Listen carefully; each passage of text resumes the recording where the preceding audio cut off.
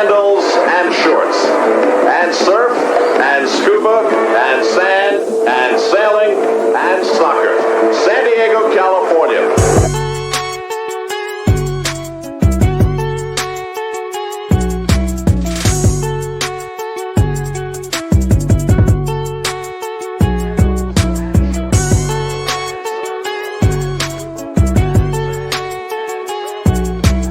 Previously on Two Balls and a Mic.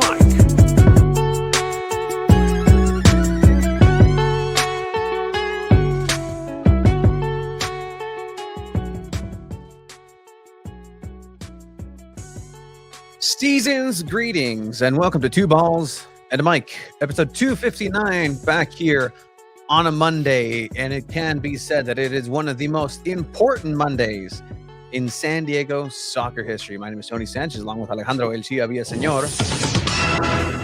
San Diego FC holds their first ever training at the Sharp Healthcare Performance Center in Singing Hills over in El Cajon, San Diego, California.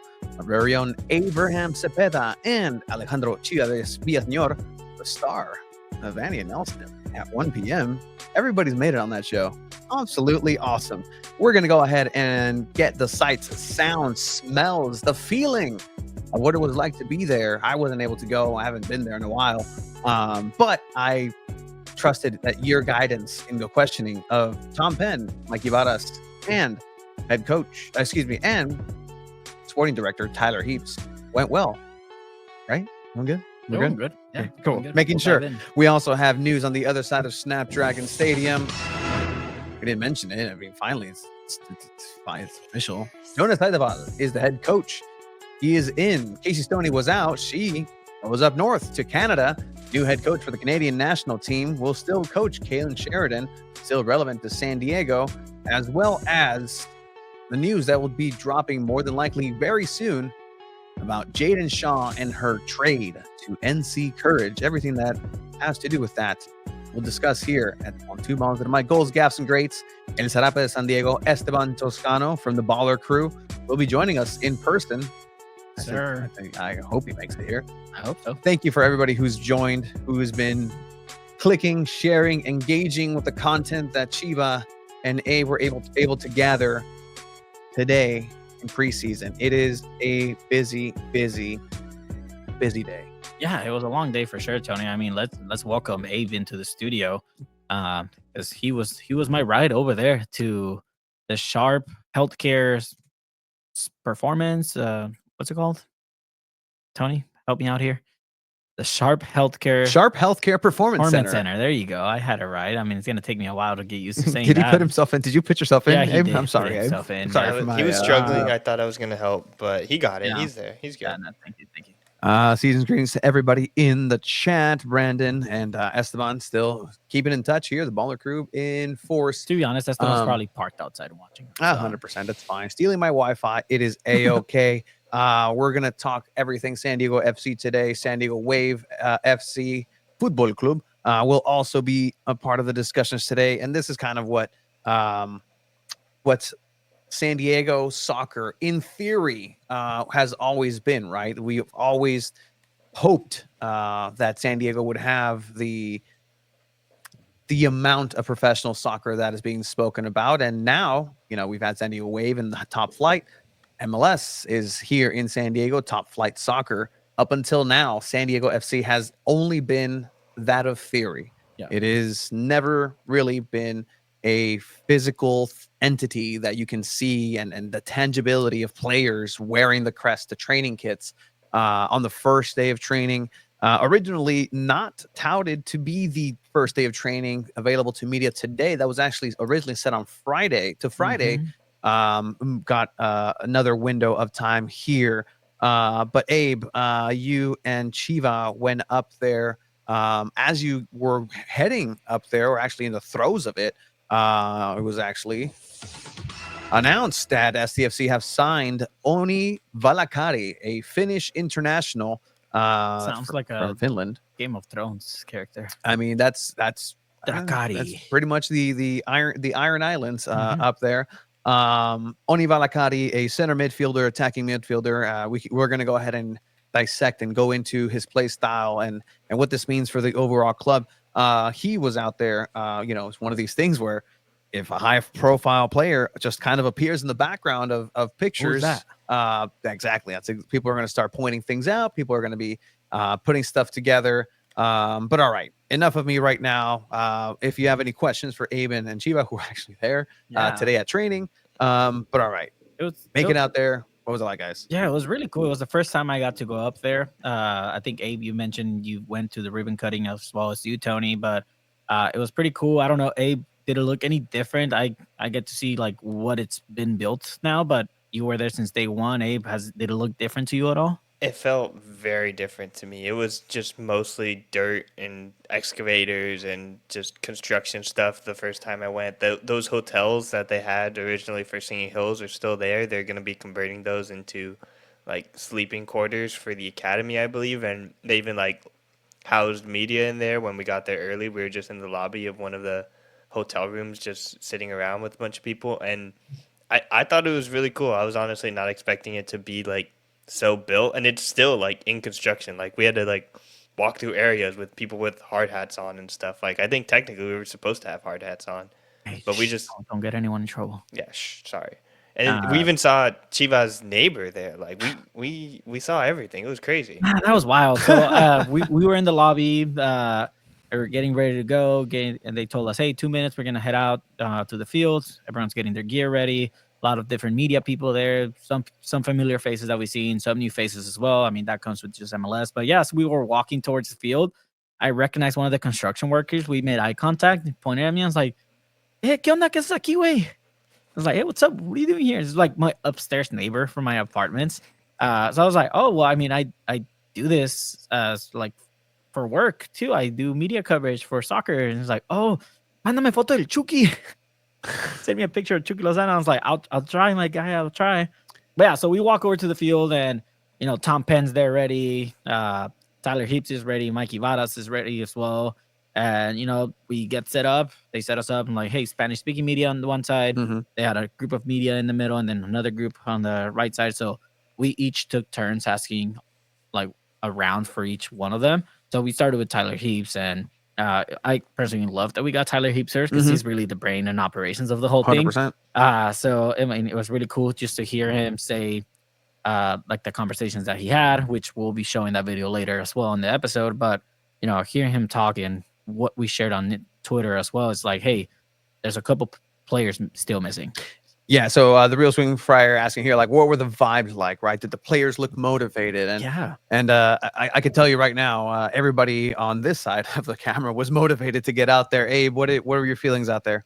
It did feel, I don't know, maybe this is just me projecting because I haven't covered a soccer event in a while. Like it's been a while. Like it felt like the first day of school in just a good way, where everyone's kind of got that like nervous energy, but it's excitement, and you just want to like start something new, and you have like that feeling that it's gonna be good. So everyone's kind of like jogging a little faster. They're getting their like stuff on pretty fast, moving around. Like sometimes with soccer, it's like everyone trickles out like slowly. Like first is these people, and then wait, and then these people. But like everyone was all together, just moving out there pretty fast. They got all their warm ups in. We didn't get to watch the warm ups, which I was a little bit. I like watching the warm ups because I like imagining like, man, how out of shape am I that I would. If I were to run like that, and it's a lot of fun. It was fun to be out there. Yeah, and I mean, to answer that question too, like the players looked motivated. I think they were excited. You can tell when they were walking out. Obviously, they had just worked out in the gym. That's what the Tyler Heaps had told us. Like, hey, the players are in the gym right now working out. They were coming out ready to get to training. So imagine just having a full on workout, and now you have to go on one side of the field to start. They started out with like running drills, starting running laps, different sprints, just kind of warming up to get everything going. Sprints, yeah. Unos sprints. I mean, and then from there you have to go in and start running all your soccer drills, like passing drills and all that. It was very cool to see how excited Mikey Varas was because this was his first practice with this team. Like, we got to see him as a coach. We got to see him going and yelling, "You're gonna pass this dummy over here, then you're gonna go over here, you're gonna lap this person, see where your teammate is going, pass it there, this and that," and then repeating everything in Spanish. And Abe and I were looking at each other like, okay. Repeating everything in Spanish. he repeated everything in Spanish. Pretty sure everyone here speaks English. The only Spanish speaking guy that hardly spoke English was Chucky Lozano. Okay. So I'm like, okay, for He him to didn't- repeat everything in Spanish, it's kind of like, okay, Chucky, you need to also understand what we're doing. It felt to me like they were just like hammering out like the little details. Like he wouldn't repeat everything in Spanish. He would just say like, okay, like we're gonna do this, y luego pa acá. Like he would add that little bit just like for Like that the last Spanglish, important right? detail. What?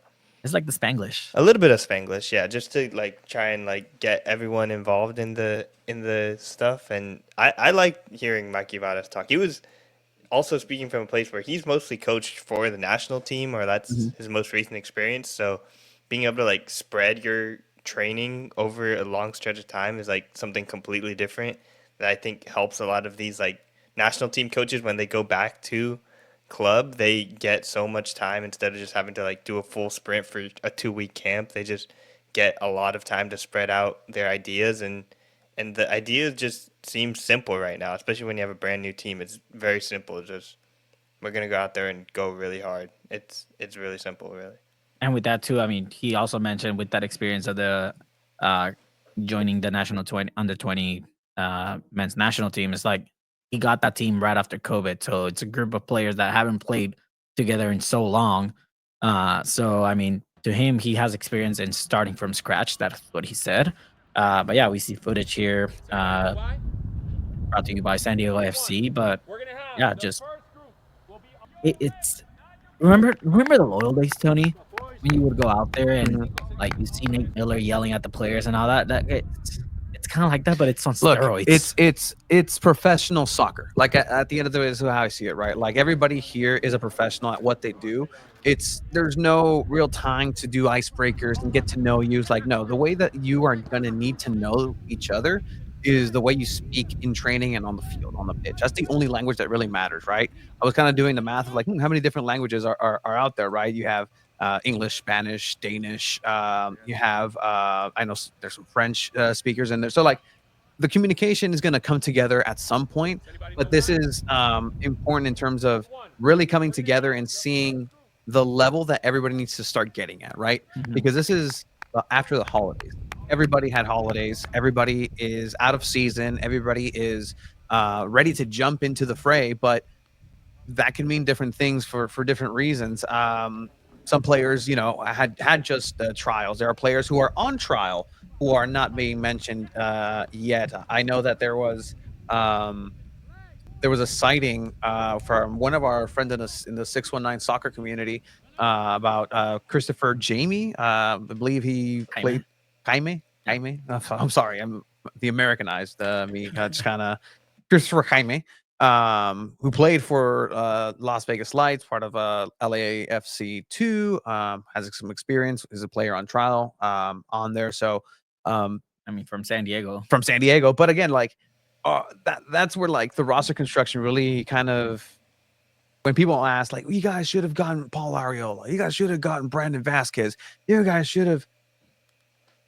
Sure. Is that really what constitute a miss for SDFC just because it didn't get the local kid? Like, I don't think that right now is factoring too heavily on this roster build. Yeah, no. Tyler Heaps is really just on the mission to construct something different, something that's going to fit into the system that they want to go ahead and play against with. We have Tom Penn interview for CEO of SDFC. We have Mikey Vanas, and we have Tyler Heaps here in a bit that we'll play.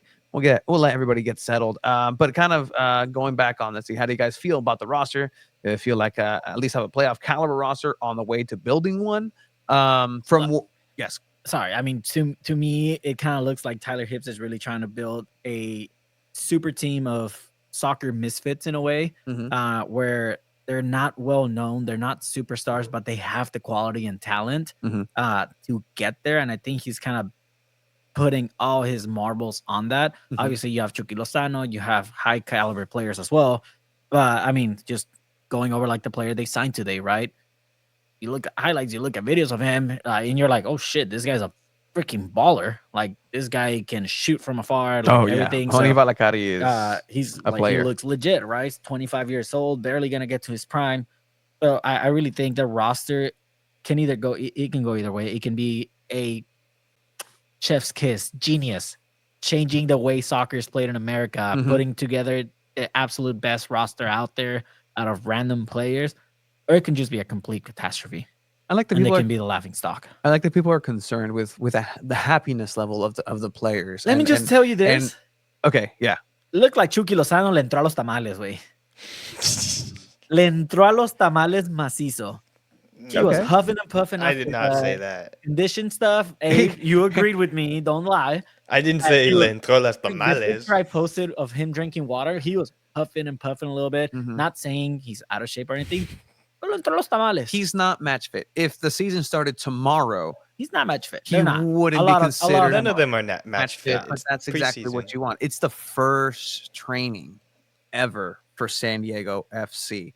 And so that really allows for, players to come in and get ready, right? Get bulked up. Maybe he's going for a different approach and bulking up and, leaving some of the speed behind and having a little bit And- more strength or something. Another thing too is I think a lot of these players, especially in like strong male environments, they're trying to like be tough. I'm not breathing heavy. I'm strong.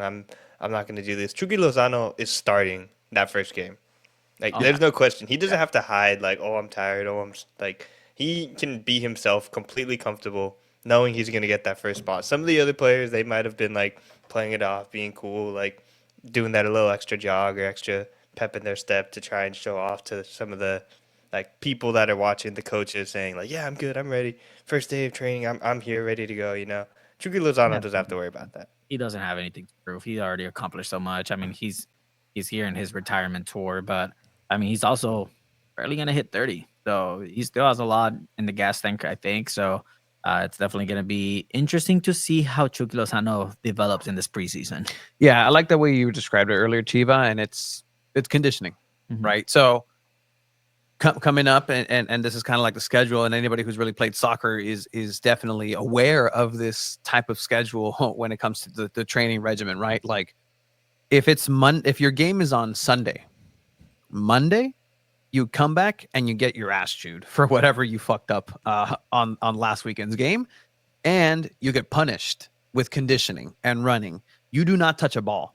That was my least favorite day of all types of training. Is Or Monday. you see the balls just laid out Nope. throughout the field. Nope. No, and it's BBs. You never did BBs? Like, Nope. It's pretty much like suicide. Like, It was first ball back, second ball back. it was boom, it's boom, a boom, boom. psychologically damaging tactic that coaches do. How does it feel for a And over goalkeeper? there, no, exactly. So it's like, Pues por tu culpa te chamacos, metieron los goles, güey. chavos, hoy no se toca balón as the ball comes up here. Yeah, in you the don't video. touch those. Yeah, I actually like those days, if I'm being honest. No, I can't stand. Hoy no se toca balón. What do you mean we're not going to touch the ball? Like, no, Soccer. we're not going to touch the ball. Oh, by the way, parents, meet us at the beach because today they really fucked up, and we're going to go ahead and train at the beach, and it's conditioning at the beach. Ouch. Ouch. Playas de Tijuana, man. Oh, Anyway, that's where I grew up.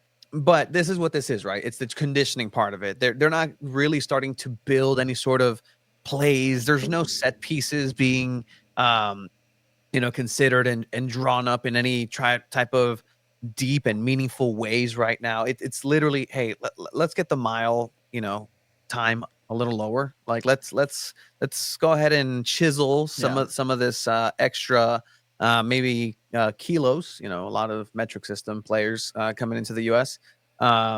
You like that, Abe? All right. It's a lot of fundamentals right now. Yeah, a lot of fundamentals, Touch and go, yeah. like I mean, it's what's expected day one, especially the first week. I mean, they're not going to get a closed doors match until January 25th, I believe. Mhm. So they have a couple of weeks. I mean, they have 2 weeks, a week, 10 days till that. So if you train every day, you get 1 day off in the week. I mean, you'll start building some chemistry. You don't start building chemistry until you start playing games as well. So I am curious to see who the starting 11 are for that closed door scrimmage. We're not going to get to find out eventually, but we'll be seeing San Diego FC taking the field on against another MLS team February 8th at Coachella.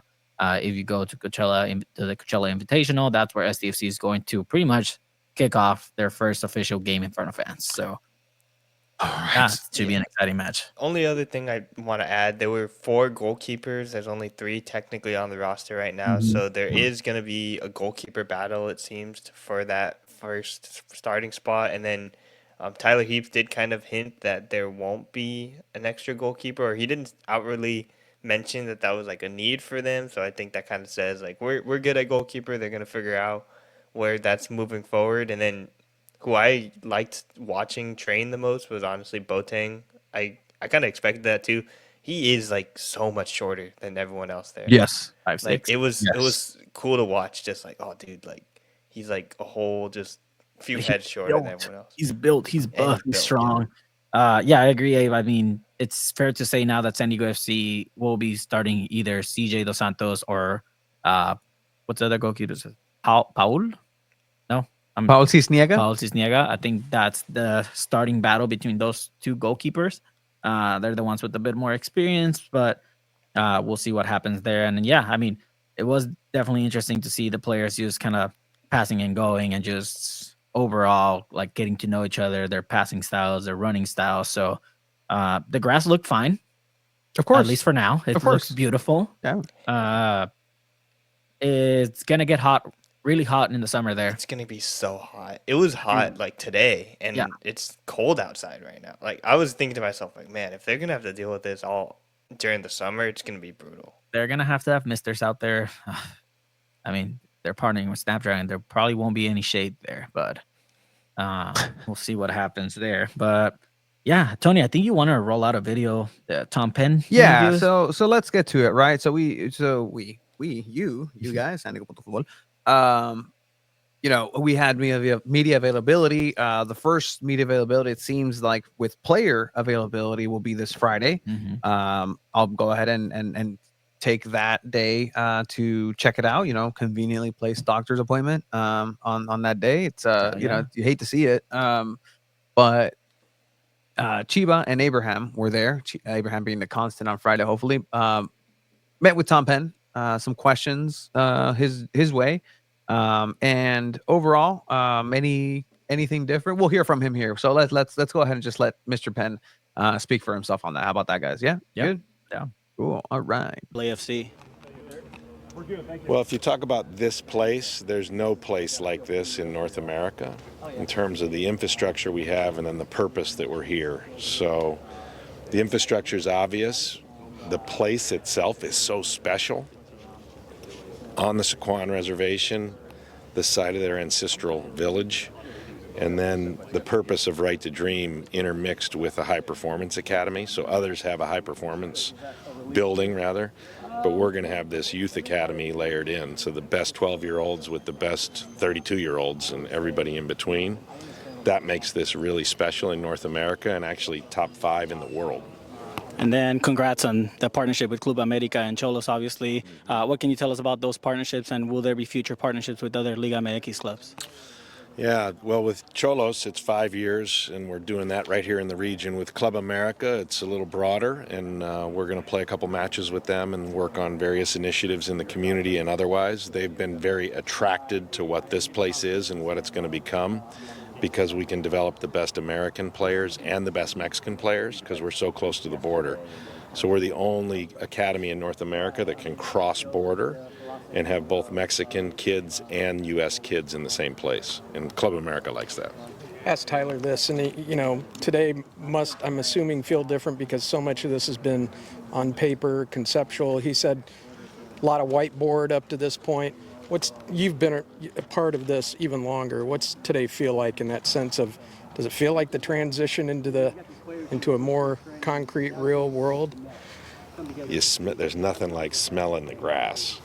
You know, when you're in a conference room or when you're in the initial phases of conceptualizing this, when you can get out and smell the grass, the real grass, and be on it with players, that's a shifting into a new gear. And that's where we are right now, is having the players here for the first time and seeing what we got and hearing the action and witnessing this whole thing being born. It's pretty special. What went into your What went into your decision to hire the youngest sporting director in the MLS? 2 things. He's incredibly bright and in a football term, he's on the front foot. He's innovative, he's clever, he's forward-thinking. That combined with his understanding of right to dream and the right to dream style of play and way, he was embedded in our organization with broader right to dream for a period of time, and it's critically important that our football matches that style and plugs into that talent base, because there's an enterprise like this in Ghana, there's one in Egypt, there's one in Denmark that are all creating the same kind of players, trained the same way. So we needed a sporting director with an eye towards that and a priority, and then a head coach who's willing to play that way so we can take advantage of all that in-house talent.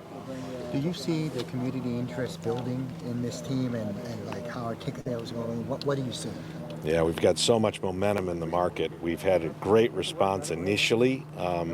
Ticket sales have been robust and strong. Snapdragon's a big building. It'll be the biggest soccer-specific building in the country, if you want to think of it that way. We're bigger than any other MLS team except the NFL places. And then you get all the momentum of having real product now. You know, we've got this is a big day because it's the first time anybody in the market's going to see us wearing our kit and our colors on grass playing.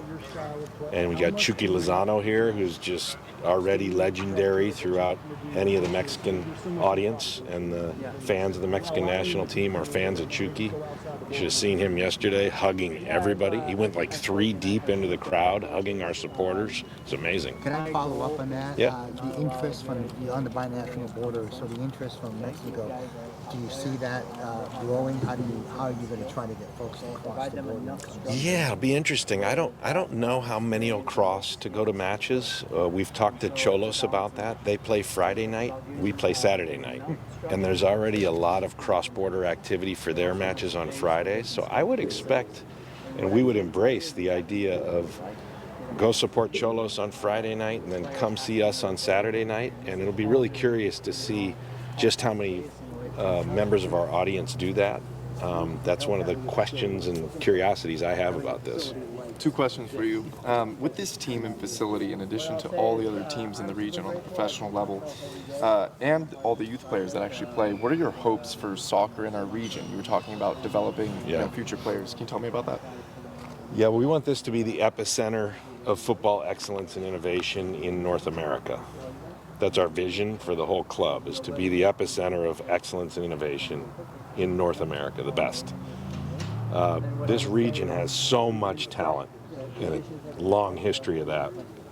Can we be the magnet that brings the best talent here, that brings more talent from beyond our region, and that puts out the best players possible for the U.S. national team, for the Mexican national team, both, and then we win a lot of games and trophies along the way. All right, and following that, you're talking about the U.S. national team. How have you seen soccer at the U.S. level, and of course with your time at LAFC on the MLS level, change over time? There's been a real commitment to youth development. Generally, there's been momentum around that in the United States, and this idea of growing the team the right way. We're taking that to the next level with this kind of investment. Nobody's invested this much capital into a youth development focused club. And it'll be interesting to see the fruits of that over the years. Just to confirm, it is both boys and girls, men's and women? Yes, we'll have girls here as well. You mentioned the grass and the playing surface and Snapdragon itself. How do you think that SDFC plans to address those issues as it moves forward? So we're in constant contact with the university now about the quality of the pitch, and they've got a plan that is different than what they had last year, and we're eager to see how well we exist in that building with 2 other teams. Thanks, you guys. Thank you. All right, that was San Diego FC CEO Tom Penn. Shout out to A for asking that last question at the end. Abraham Sippin. I That was a wasn't fun going question to to ask about it. It wasn't top of mind, but somebody had to say soccer specific, and I heard someone's voice in the back of my head just like freaked out. Just, I don't know how your voice got into my head, but it was in my head just saying like, he said soccer specific.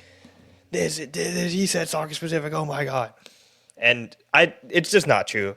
We can say that it's happening again. Yes, Snapdragon Stadium is not soccer specific. It was built for San Diego State football. It had to cancel its last home game for the Wave because they couldn't hold soccer there. It's simple. And I genuinely hope that they work to address those issues. As Tom Penn said, they changed their plan and stuff, but it's not soccer specific. Yeah, no, I mean, that was definitely the question to ask at the end as well. So shout out to you, Abe. I think we're gonna take a pause on San Diego FC talk. I need a second. Yeah, I need a second here. after that. Okay. Well, yes, we're gonna go ahead and take a pause. Another takeaway from that was,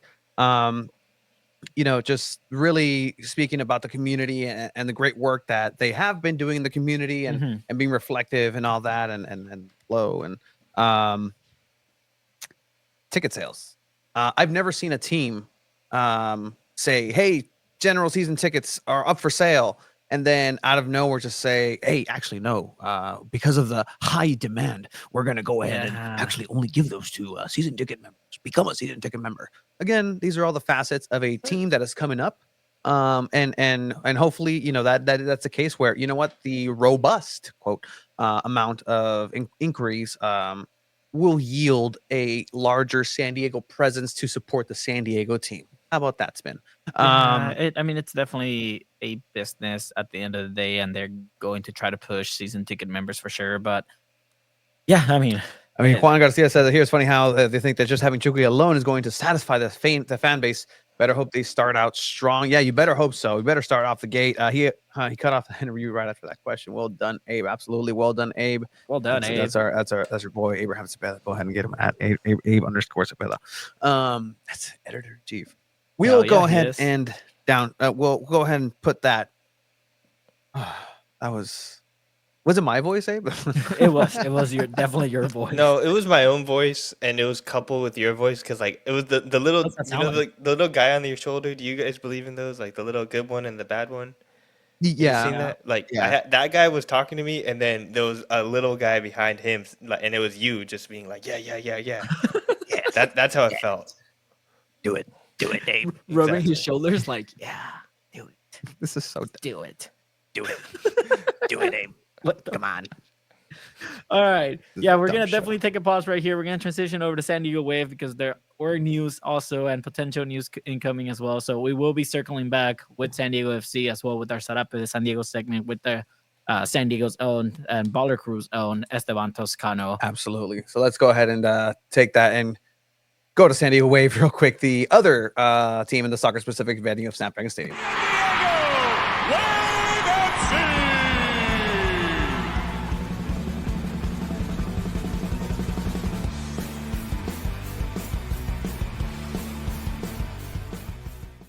San Diego Wave FC have had a couple of announcements since our last episode. Obviously we've been reporting and having the scoop on Jonas Eideval, the new head coach for San Diego FC, the Jonas era.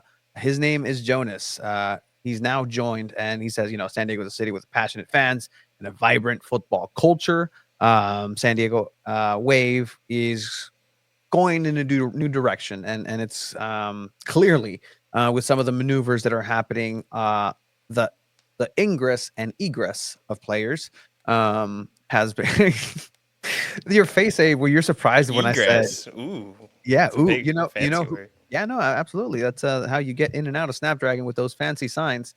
How do we give up on young talent like Jaden Shaw? All right, so let's go ahead and talk about it because, all right, so player-wise, Jaden Shaw is rumored. It's going to be confirmed soon. Reported by Equalizer, Jeff Kassouf at Equalizer. Absolutely, Edwin Kassouf. He reported that Jaden Shaw is being traded to NC Courage. The young talent here in San Diego. A rising star, a player whose ceiling is question, but it's good looking good. Abe. I think you could even say a star, not even a rising star, a star. Okay, she scored. She was the MVP of the Women's Gold Cup. Like she is one of just the young players in United States American soccer. That's just the future. She's young. She's strong on the attack. She can play multiple positions, and she's the one that asked for the trade. I don't think the Wave gave up on Shaw. Shaw gave up on the Wave because of the catastrophe last year. This is all brought upon itself by San Diego Wave leadership, ownership, whoever, whatever you want to say. This is brought on to them by themselves, just at from the ineptitude at all levels. Honestly, Self-inflicted wounds here. Yeah, I mean, look, at the end of the day, if a player wants out, there's only so much a club can do to try to keep that same player. Shaw is one of your best players, and she wanted out of San Diego Wave. What keeps the next best player in San Diego Wave to also want a trade, like a maybe Naomi Girma, who's almost one of the best players in the world? Like, what keeps her from wanting to stay or going to explore different options, right? From a soccer standpoint with San Diego Wave, I also can see maybe the positives of losing Shaw. She wasn't really quite the same coming back from injury. I think she had a lot of confidence issues when it came to the Olympics and not being match fit. And I think that got into her head a little bit. We saw her coming back towards the end of the season and she was playing great. I don't think she was fully match fit at the time. Landon Donovan, the head coach, interim head coach at the time, kept telling us, yeah, she's almost match fit. And when we saw her, there was those glimpses of who Jaden Shaw was, right? San Diego Wave has incoming talent like Trinity Byers. They just announced a player today as well. What was her name, Tony? You can remind me. Chiamaka? Chiamaka. Chiamaka is how I'll refer to her, and I'll look at the pronunciation guide, actually. So they signed her. She's a 19-year-old Nigerian striker. If Craig couldn't pronounce the name, and he's the PA guy. Oh, 100%. He did say in that interview, I'm going to have to learn this one. I can see it being like, okay, well, I can see San Diego Wave thinking, okay, what if Jaden Shaw doesn't return to that same Jaden Shaw she was prior to this injury? Like, there's always that risk. I think when you're a club, you have to have the benefit of the doubt for your players, and you have to say, hey, Jaden Shaw will come back better than ever. She's our player. She's our future. Do I think it's a huge blow? Absolutely. Until these new incoming players can prove themselves in this starting 11, you can't tell me otherwise. But again, if a player wants out, there's only so much you can do. You try to get the best deal possible because this player's already checked out. Yeah, we saw this with Maria Sanchez at the beginning of the season with Houston. They were going through like some turmoil off the field with their leadership and coaches and stuff. So she asked for a trade behind closed doors, eventually made her request public to even like say, like, even push them another level saying, hey, we need to, like, I need to get out of here. And if it had reached that point eventually with Jaden Shaw, I think they wanted to avoid that, but I think this is just a huge blow to the Wave. Jaden Shaw is one of the best players San Diego is probably ever going to see as far as young American forwards, and she's great. She's going to be playing for the U.S. Women's National Team when they're here for the She Believes Cup, and you're just going to see how great she is and how big of a miss this is going to be for the Wave. Absolutely. And I think there's no world where losing Jaden Shaw is a positive, right? Like I can't think of that, especially for San Diego Wave. Lynn here with this is saying, are you sure that Shaw wanted out? Because the Wave front office / management said that she didn't like how she was being utilized by Stoney.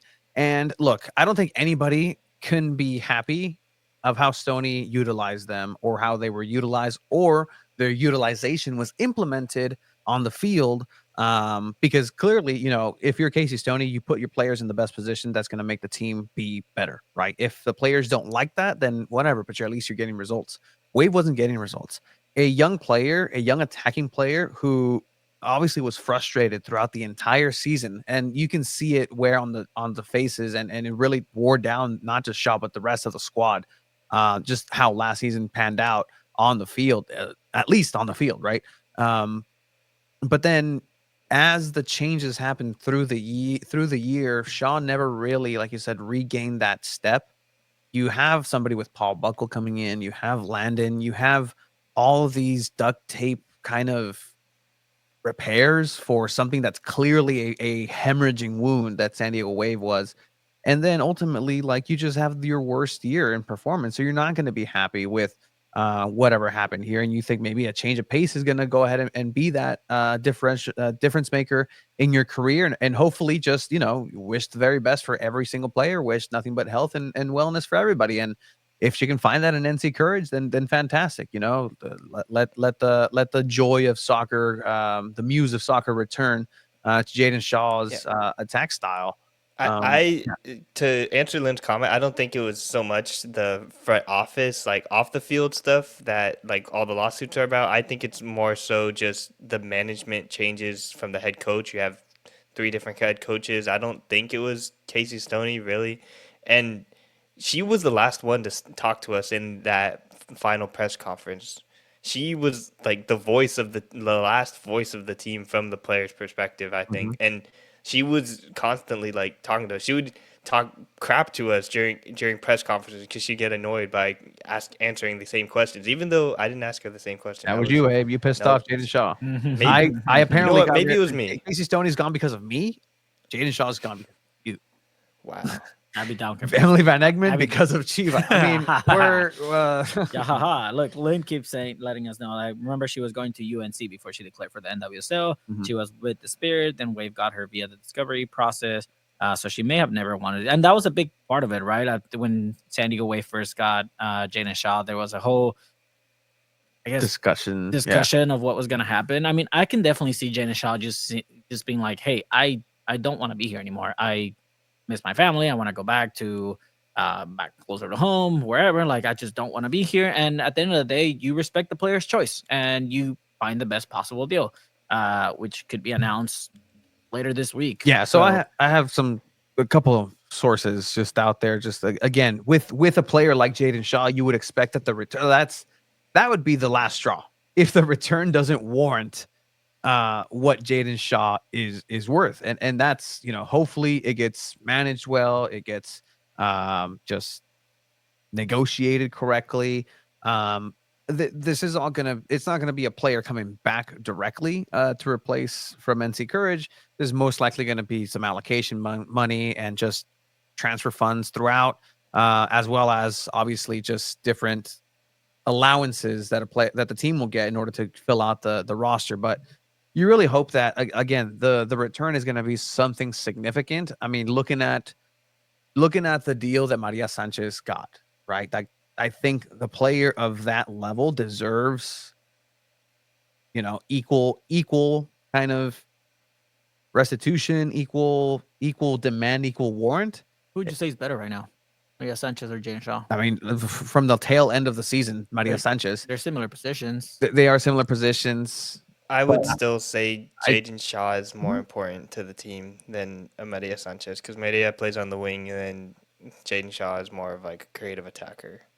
I agree, but based on age, based on like everything that they've accomplished, I think Maria Sanchez price tag, I mean, was what it was. I think we'll see what they end up getting for Jaden Shaw. I mean, again, that's supposed to be coming out this week. Sanchez is in her prime, and then Shaw is like about to reach her prime, I think is fair to say.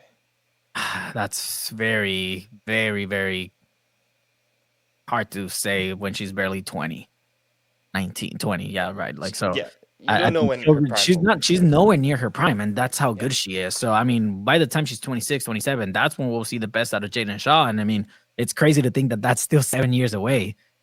We never know what can happen in soccer. God forbid there's an injury, anything like that. But at this pace, Jaden Shaw is bound to be one of the best players for the women's national team, and it is a huge loss for San Diego Wave.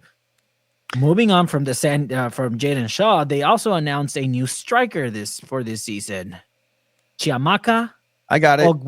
I got it, Chiva. Let's hear it. Chiamaka Okwuchukwu. Okwuchukwu. Yep, you got it right. Chiamaka Okwuchukwu. Yeah. The Nigerian striker, as you were mentioning, some of her accomplishments, CAF, the African Federation, young player, I believe of the year finalist. Yeah. I think this is again an exciting prospect. From what we've been hearing out of training is that the players, plural, are really adding something different, a different layer to the San Diego Wave side. Whether it's going to gel together is definitely going to be up to Jonas's team to really bring it all home. Whatever that playing style is going to be, it's going to really rely on how coachable these players are. These young players really are, right? You think of Melanie Barcenas, incredibly young. You think of Kimi Ascanio, incredibly young. You have some experience still, McCaskill there. You got Gascarino. You got some veteran players, but you also have some really, really good, solid players that would have come in through the expansion draft. I'm thinking about McMahon, who's going to probably play on the left back position, and then put them together, tape it together with a great goalkeeper like Kaylin Sheridan and Naomi Girma, which by the way, Don't forget the new players they're getting from college. I mean, they have Trinity Byers. They got that new defender from UCLA as well. Yeah. So they have, like, just in general, they're building a pretty solid roster again. So again, now you have a new coach. Now you have a new ownership group. It's kind of like a clean slate for San Diego Wave this 2025 year season. So fingers crossed, if you're a San Diego Wave fan, that it's going to be a lot different. It cannot get worse. And you know what, Tanya? I appreciate you here in the comments. Tanya, guest of the show for the Call of Sirens, letting us know she wanted to go by Christabel. That's her middle name. Awesome. So Christabel, from here on out, will be how we refer to her, the preferred name. She's very excited to be here. The Sirens met Christabel, Cristabel, Cristabel, at Lindbergh Field and welcomed her to San Diego. And I really think that's a really cool thing that San Diego Wave allows their official supporter groups to do, and getting out there and welcoming. Yes, it is a 1-year contract, so it is through 2025, and maybe it's a trial period. It's funny how, like, I was looking at, like, it's a 1-year deal, and then you look at the 1-year deal on the other side of the team, on the other side of Snapdragon. Wish it was for 2 or 3 years, and maybe that's what it is, right? Like, this is the feeling out period. Like, let's see where this takes us. You also got to remember there's visas, things involved, and all that. So Correct. I mean, a lot of times they get approved for a 1-year visa, which is why the contract has to be 1 year. There's a chance that gets extended, depending on how the process goes for immigration, new people taking the lead in that. So we'll see what happens. I mean, I'm excited. She's a tall player. She's physical. Like it looks like she's the real deal as well. So I think she'll gel well with the team. Abe, do you have any comments on? Yeah, I think one of my favorite players to watch last year was a fellow Nigerian striker, Oshawala with Bay FC, and she's played with her on the national team. So if it's like a player that fits that mold, that can she looks faster than everyone else. A lot of these Nigerian players just are so fast and quick that having that pressure at the top and like making that press, which is what Jonas is supposed to be all about, like that high press and creating that pressure. It's something that the Wave were missing with Alex Morgan at the beginning of the year. She lost that first step, front foot quickness that like made teams worry about it. So if you have like a young player that can keep defenses worried, then that's a good thing. I think you guys are muted. All right, yeah, no, Tony muted me, as we're going to be welcoming a Esteban Toscano for our Sarapes segment. We're going to go ahead and put an end here on the San Diego Wave talk, and we're going to go ahead, transition back to San Diego FC real quick with an interview by the sporting director of San Diego FC, Tyler Hibbs. So we'll be showing that right now. Not bad, huh? It's great. It's great. Yeah. What do you think? Still a construction site, as you can hear and see, but they've done an unbelievable job. I mean, this has been a record build, I think, in terms of how quickly. I was here for groundbreaking, 14 months ago. Everything that needs to be done is done. The cafeteria, the locker room, the players are in the gym at the moment. The fields look immaculate. So there's still a few minor things. They're working still in the academy offices and in some of the academy locker rooms. But I mean, as you guys can see, it's pretty well along, and the players are obviously excited to be here. What's this day feel like? Up to this point, it's been so on paper, so conceptual. Does it feel more real today?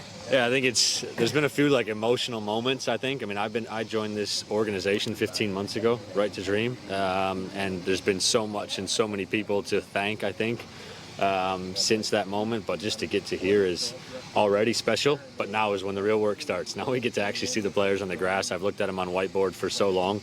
So now it's about trying to find those last pieces and seeing now the staff in motion. I think it's been phenomenal to have the staff all together in this facility, but now is a time where they can go out and make their money on the pitch, which is what we're really excited to have. What goes through your head to be your age, the youngest in that role in MLS, and to be entrusted with an expansion franchise like this? I'm getting older every day. I'm getting more grays every single day, especially in this project. But look, it's a credit to Tom, to leadership, to ownership. They've obviously put a lot of pressure on me, but I enjoy it. I think that's why we work in this field, and as much as I can pay that back to them and get the right people in house. It was funny, I was talking to Fleming Pedersen from Right to Dream yesterday. He's the technical director, and he was like, "Oh, you seem calm." I said, yeah, that means I hired good people, because if you hire good people and let them do their job, I think I'm just in a role where I need to make sure that everything is operating in a good capacity. But I think we've done that. I think we've got a lot of really good people and a lot of really good players and professionals here. So just to add to the pile, you decided to schedule a wedding in the middle of all this. Yeah, I got married. Nothing changed there. I just got this ring. That's all I took from it. But we said goodbye at the airport the other day. But she's been texting me, asking me how everything is. It's good to have a wife like that, because she's like, okay, you had all these individual player meetings. What one was the best? What one was the worst? So it's good to have somebody, and she helps me in this job, because obviously her profession is at the highest in her field, and so we try to continue to grow each other. Does she jokingly, unofficially, be trying to be a technical advisor for you at this point? I think so. She gives me a lot of advice, and I take it, because she's done quite a bit with her career. So if we can have half the amount of success that she had, we'll be one of the most successful clubs in the world. Tyler, obviously a couple new players signed since the last time we spoke to you. I want to ask about Anis Saidi, a 16-year-old from the Union. What can you tell us about him? How do you feel like he'll fit in? He's in the preseason roster. Yeah, he's in the gym at the moment. Unbelievable person, first and foremost. He knows where he's at in his career. We tracked him. I joked with him when we did our individual meeting. We saw him 14 months ago at MLS Next Fest in Phoenix, and all of our scouts obviously were sat around. That field was packed because Kevin Sullivan was playing, but one of our scouts from our head of scouting from Africa said that's the player. So we're ecstatic to be able to get a player of his caliber. We know he has a lot of growth to do, but he'll be here. We have no plans to loan him. We have a plan for him. He'll be integrated with our international academy at times, but he'll be within the first team, and we're excited to see what he has. And I wanted to ask, what, compared to other expansion teams, what are some advantages or disadvantages you feel like this club has faced during the time coming up to the season now? I think the advantages are for sure the backing of Right to Dream. I think we have a football philosophy, and we have an idea of how we want to play and how we want to build a roster. That was extremely helpful, I think, in the whole process. Another advantage is where we are in the world. I think that's an advantage and a disadvantage. It's an advantage because we have this unbelievable facility. It's a disadvantage because of the tax rate and everything else that comes with it, and that's challenging whenever you're having conversations with some of these players, especially outside of Europe. But I think we're really happy with where we're at currently, but there's still a ton of work to do. There's not only a ton of work to do on the facility, but there's also a ton of work to do in terms of just finding those final pieces, and then obviously making it all to come together and how we want to play. Talking about where we are in the region, you just kind of mentioned that, the Cholos on both the men's and women's side, you have the Wave team in addition to the Soccers. What does it mean to finally add an MLS team here in San Diego for the larger region between San Diego and Tijuana? I'm not from here. I have no ties to here, but it's special to me, so I can only imagine what it's like to everybody from this region. I had a chance to talk to Sammy Kanan, who's obviously here, one of the players that we drafted, who's obviously here on trial, and I just asked him, I said, did you ever think this would happen? And he's like, no, I never expected anything to this capacity. I think, look, there's been tremendous amounts of success here from a footballing standpoint, but just the investment from ownership, the facility, and everything that comes with it, I think we've got a lot of people that are really excited. And we also know that we have a big task at hand, and that's obviously to come and make them proud. And we know we need to do that early and often. So excited to obviously continue to connect with the community. It was awesome to have the supporters out yesterday to see the backing, but we need to continue continue to build on that and make sure that obviously we can prove it now. And this facility is very unique for multiple reasons. What are you kind of hoping this maybe could lead to for soccer in the region or for SDFC? I think it's the field of dreams, right? I mean, you look at this valley where we are, the mountain backdrop. I mean, it's amazing coming to work every morning. With the Sequan tribe obviously allowing us to be on here, the blessing the other day was amazing. That's again goes back to our commitment from ownership group. But we want to be a staple here. We want this to not only be a place for us, but a home for national teams to come and visit whenever they're here. We want to show this place off. I think it's exciting. It's an exciting place, but it's also in an unbelievable part of the world. Speaking of showing it off, will there be opportunities for fans and the public to come down here and check it all out? Yeah, I think that's in the plan. To have, we obviously had something like 200 supporters out here yesterday. Some of the supporters group, the ability to obviously say hi to our players for the first time. I think that was really important, and we'll for sure find opportunities to do that because we'll be an open door policy here. Whenever clubs want to come and visit, we'll obviously open our doors and show them how we work because we think that's our way to only continue to advance ourselves and learn from each other. And how will the academy, how will it fit in working here in this facility? I mean, this will be the home to it. That'll obviously won't happen until August, whenever they move in.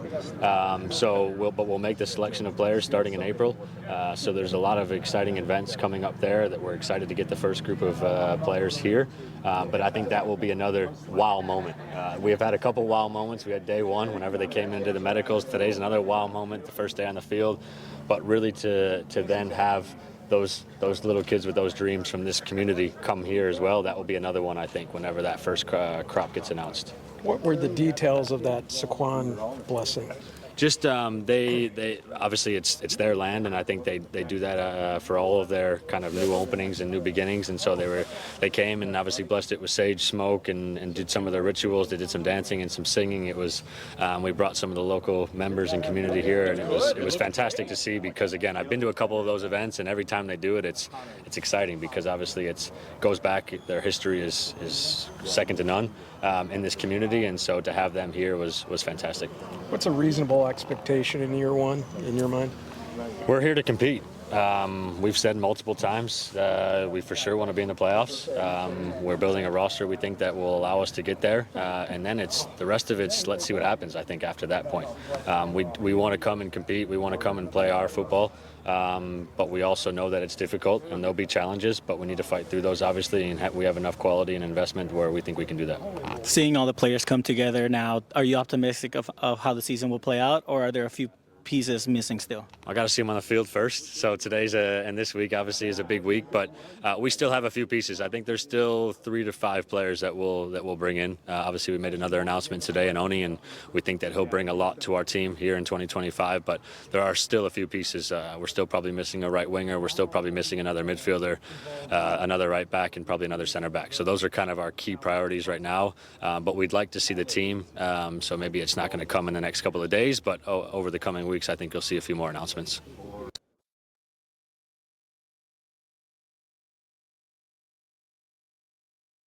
And this takes us to the surprise guest here. And we still have Abe there, which transition and segments us into our Sarape segment.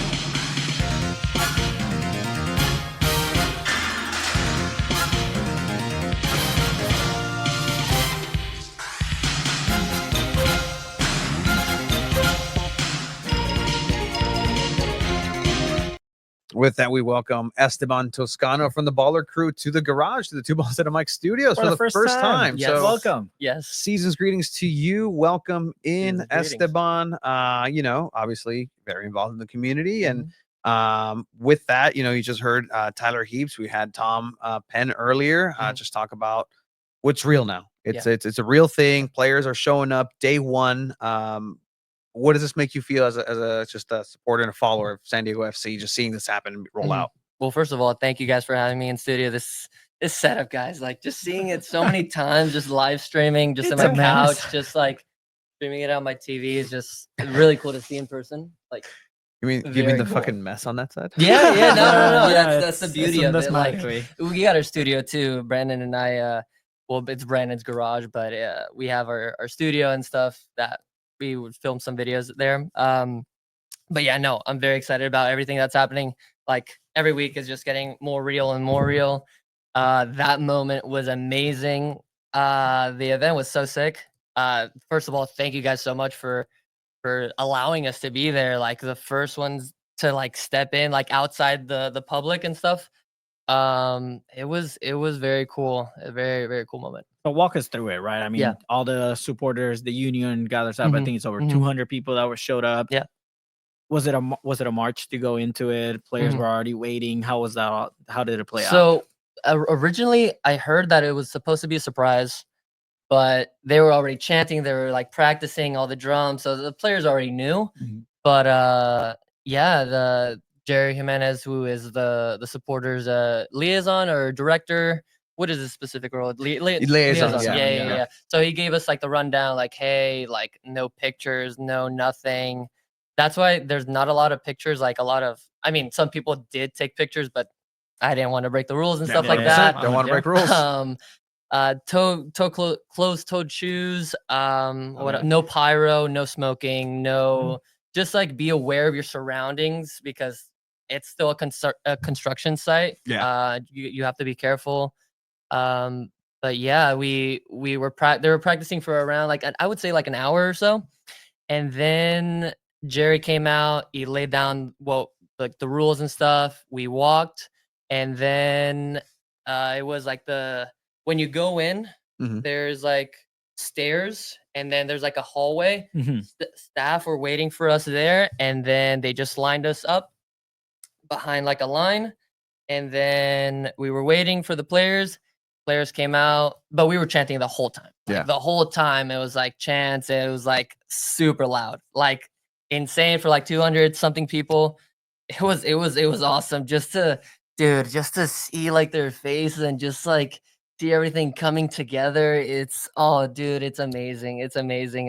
Just seeing Chucky and seeing all the players in their like designer clothes and stuff like that. But and then some of the Yeah. people that are in trial, right? Like Chris Hyman, like you guys reported it, so now it's out there. Yeah, it's out there. I can say it. It's out there. I've trained, but like in a camp clinic, soccer clinic aspect of it. Like I've played with him and stuff like that, but not like in that level. But yeah, he's a really cool dude. Yeah, I mean, he's probably one of the fittest guys out there. Probably. We were just mentioning again, and you know this, Mhm. right? In the training aspect of things, as soon as you join in a new team or as soon as you start the season, Yeah. first thing is conditioning. Mhm. Conditioning. Chunky Lozano out there. I'm just saying, man. Like I saw him today. He was. He looked huffing. fine. No, he looks fine, but he was huffing and puffing a little bit. You know, he looks fine. He's still recovering from that injury. Obviously, he true. got some minutes with Yeah. PSV after, but you know, le entró los tamales, and that's okay. We all did. Yeah. It's No, cool. same. These are the players that when preseason starts, they have the best dietitians, the best like workout people that to help them out, like the best professionals at everything, and they get match fit within a couple weeks.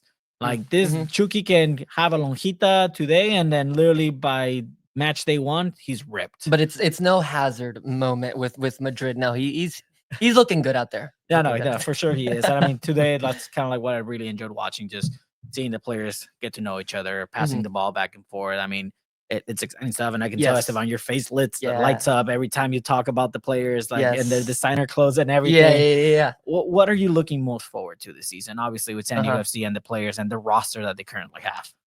What am I most looking forward to? That's a really good question. Well, I want that support section to be packed. Yeah. Like that has to be packed when LAFC come. Like we got to be prepared for that. And by the looks of it, like it's going pretty well. It's going pretty well. Talking to some of the groups, Riptides, the locals, and Frontera Ultras, like all of them. Like it seems like they're really getting organized, and time is ticking. So people are like really starting to like, oh shit, like I better sign up or like I'm gonna get left behind type thing.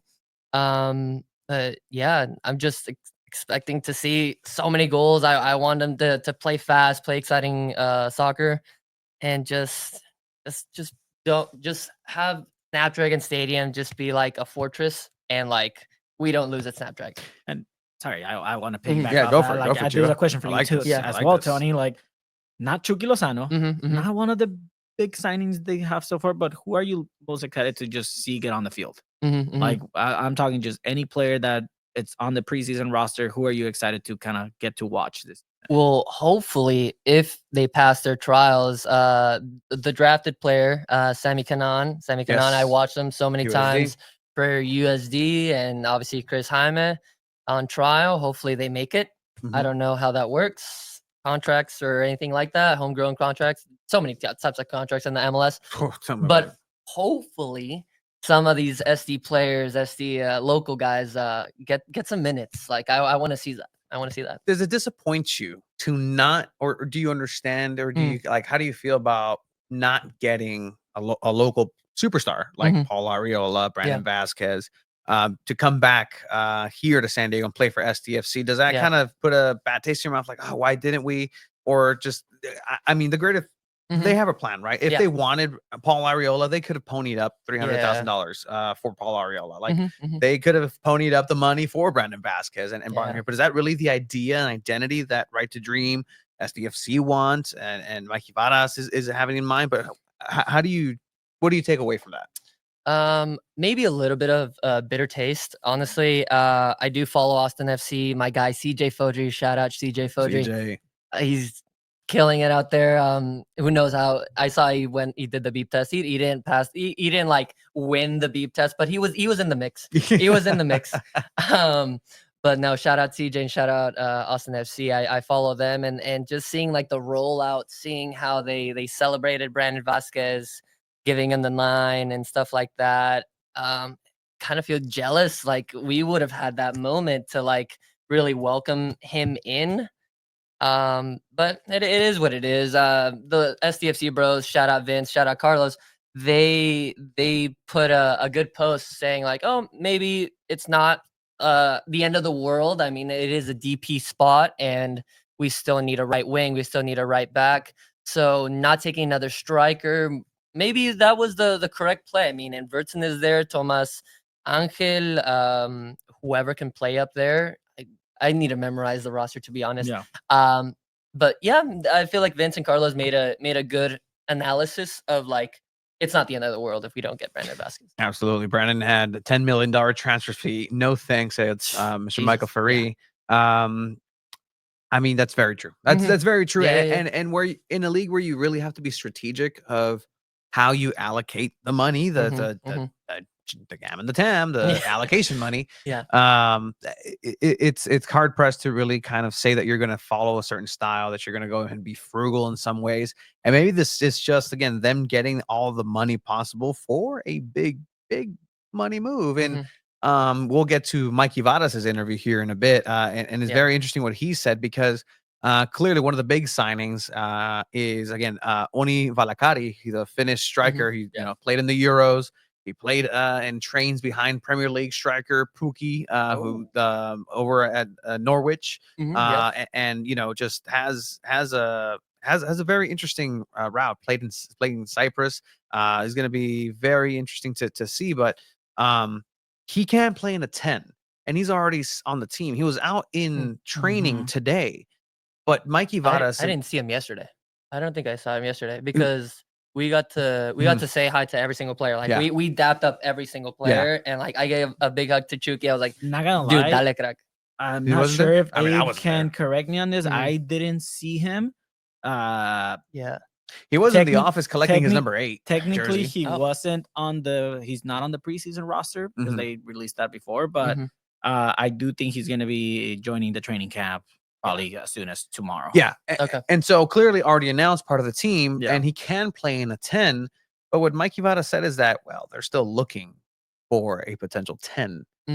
I know about a big superstar with a big price tag that can play in a 10 who by the way, who's that? who, by the way, and this is where our friend Tyler Heaps kind of ended or just put this back, is I'm not going to talk about players that aren't part of the team. 100%. Clearly, 100%. However, he added, there have not been any formal offers for Kevin De Bruyne as of right now. That doesn't mean there won't be. But that's kind of where SDFC is right now with Kevin De Bruyne and that. But and shout out to Morvilla for reporting that. Absolutely, having that headline out there. Adios. Translating from Spanish as well. I don't want to kind of kill the vibe, Esteban, Hmm. but in this next interview that we show from Mikey Varas, he may or may not mention 2 of the super draft players that they got Mhm. that are gonna be sent back to college. Oh, I'll let him speak on that one. okay. But he did mention 2 names, and you'll get to hear it. Oh no. Because he did mention it's the best fit for them. They're Okay. just probably not ready for MLS, and doesn't mean they won't get a chance in the future, but they will be getting sent back to college. So Okay. I don't know if Tony, if you ready to play this out? Gotcha. All right, let's hear from head coach for San Diego FC, Mikey Varas. Day of practice, what are you most excited about just to get the guys out there and just kind of get to know them a bit? Yeah, the 2 most important things is football. Football is our passion, and so just to hear the football rolling, and then being around the energy of players, seeing them do their thing, seeing them get to know each other. You know, we asked Tyler about the squad that's put together. He mentioned a couple pieces still missing, a right winger, a right back. What are the qualities you're looking for those missing pieces still? Yeah, so we're going to look for a right winger who can make the difference in the game, goals, assists, who can play in the inside half space pocket. And then we're looking for a number 10 who can really make sure that we connect our build-up to our finishing attack phase, right? And that we're able to serve up our front line to get them in best conditions to score goals. And I am curious, once the players are out there, what are the qualities you're looking for when choosing a captain or a co-captain as well? So we look for a few things. We look for how they connect, how people connect with each other, how selfless they are, do they carry water, who's able to manage conflict in a healthy way, meaning who's able to hold people accountable but also be held accountable, who's motivating, is there somebody who does a good job at motivating the group through words, and then who executes, right, who's just consistently demonstrating. So only time will tell, and trainings will tell, but that will emerge. What's unique or special, I mean, obviously, but in your words, about launching an expansion team, being here from day one, a day like today, there'll never be another first day like this. Yeah. What's that all feel like? How do you kind of process all of it? So it's kind of unbelievable, right? Like it's a pinch yourself every single day moment. It's an incredible honor, because we not only represent Sir Mansour and his family, the Siquan tribe, but we represent every citizen of San Diego. We represent the people in Tijuana, because it's part of our MLS territory. And so you also feel this tremendous responsibility. And I think it sure has awoken even more passion in me to make sure that I do everything possible to honor these steps the right way. Now that the team is going on the field, what kind of personality, team personality, what kind of style of play do you want to let fans know that they'll see coming in? Yeah, so 2 things. One, style of play starts with an idea, right? And so this comes from our staff. And what we want to see is we want to see a team that's brave to play, that builds up with purpose, creative verticality, that they're dynamic with the ball. We also want to see a team that's relentless, who's got a warrior mentality to press, be aggressive, but also to defend the goal when they need to as a whole team, not just with the backline players. We want a front line who's willing to put in that work. So it starts with an idea, but then it becomes reality when the players do it. And the final personality of the team will be heavily dictated on the personality and individual skill set of the players. Starting point is with the ideas that I want to get across, but the ending point is so much more valuable. How do you think the passion for soccer in this region, both sides of the border, might impact you guys going forward, both in the stadium, maybe as a team culture? How do you think that plays a role? Massive, because I think it's an area, it's a region that appreciates football and is actually very well educated in football. So then, with all the youth clubs, with the Latino population here, they're going to want to see exciting football, and they're going to want to see effective football. So that's definitely going to impact, right? Because that puts that lights a fire under you to make sure you come and do the good job. And then at the end of the day, with that passion, when we're hitting on all cylinders and the fans are hitting on cylinders, I think we're going to have a game day experience that will be unrivaled in all of North America. How are you dealing with the pressure of the excitement of someone like Chukia as well as the rest of the team? Like, how do you kind of wrap your head around that with about a month to go before the season? I take it day by day. You know, first is getting them in the building, getting them to get to know each other, giving them an idea of what we want to do culture-wise. And now we start on the field. So now focusing what we can do on the field. And then just having a lot of contact with the players. Like the more contact we can have player to player, staff to staff, staff to player, the quicker that we're going to be able to align our personalities to make sure that we are as dynamic and integrated a team as possible. What's the benefit of the work with the national team, and then conversely, what do you have to leave behind because this situation is unique and different? Yeah, that's a great question.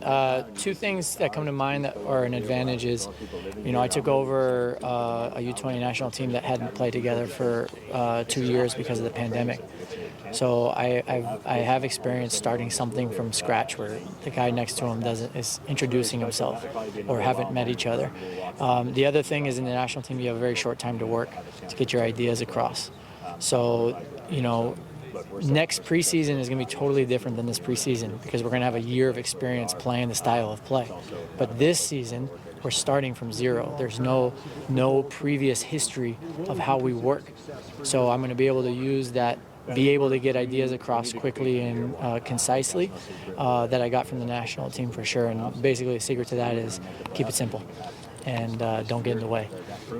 But then I would say things that I got to put off to the side is we work every day together over the course of 10 months.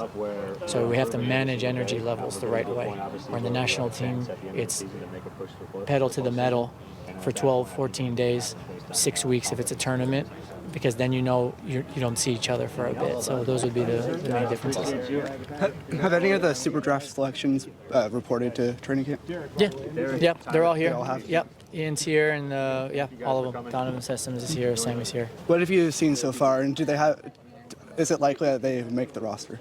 So we have two guys, so Donovan and Sammy, that we will send back to college because it's the right path for them. We don't have a second team right now, so it's important that they're in good environments, but they're with us to start getting an idea of what we want to do. And then Ian has a full opportunity to make the roster, and a lot of that will be up to him and how he competes during preseason. Mikey, it looks like a lot of the players are on the younger side as well. I think the average was probably around 25 years old for the age of the team. How important was it to bring a veteran like Boateng into a team that has so much MLS experience? Yeah, when we looked at the roster build, we wanted youth, but we also wanted to balance that with experience and leadership because we're here to win at the end of the day. This is the first team. This is not a development stage. We are going to develop young players in the process, but the first and foremost priority is to win. So getting MLS experience and getting leadership experience guys in the team was massively important. Head coach Mikey Varas, head coach for San Diego FC.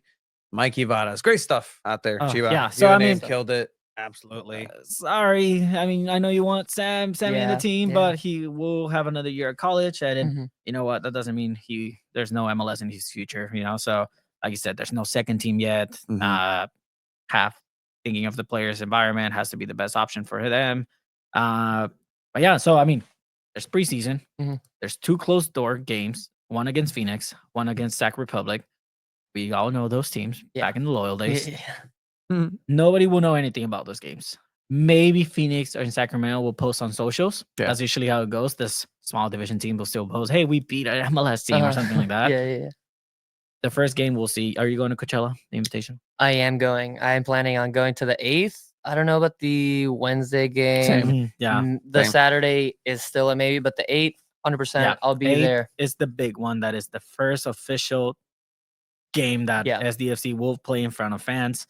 I know for that 15th one, Wave plays on the 16th. So I know if you're able to make the trip, rent out a hotel room, everything, and spend the weekend in Coachella, go for it.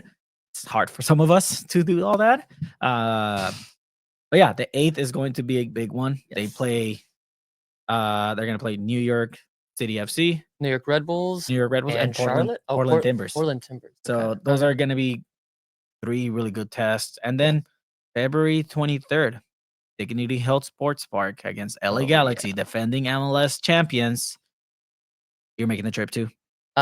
Most likely, yeah.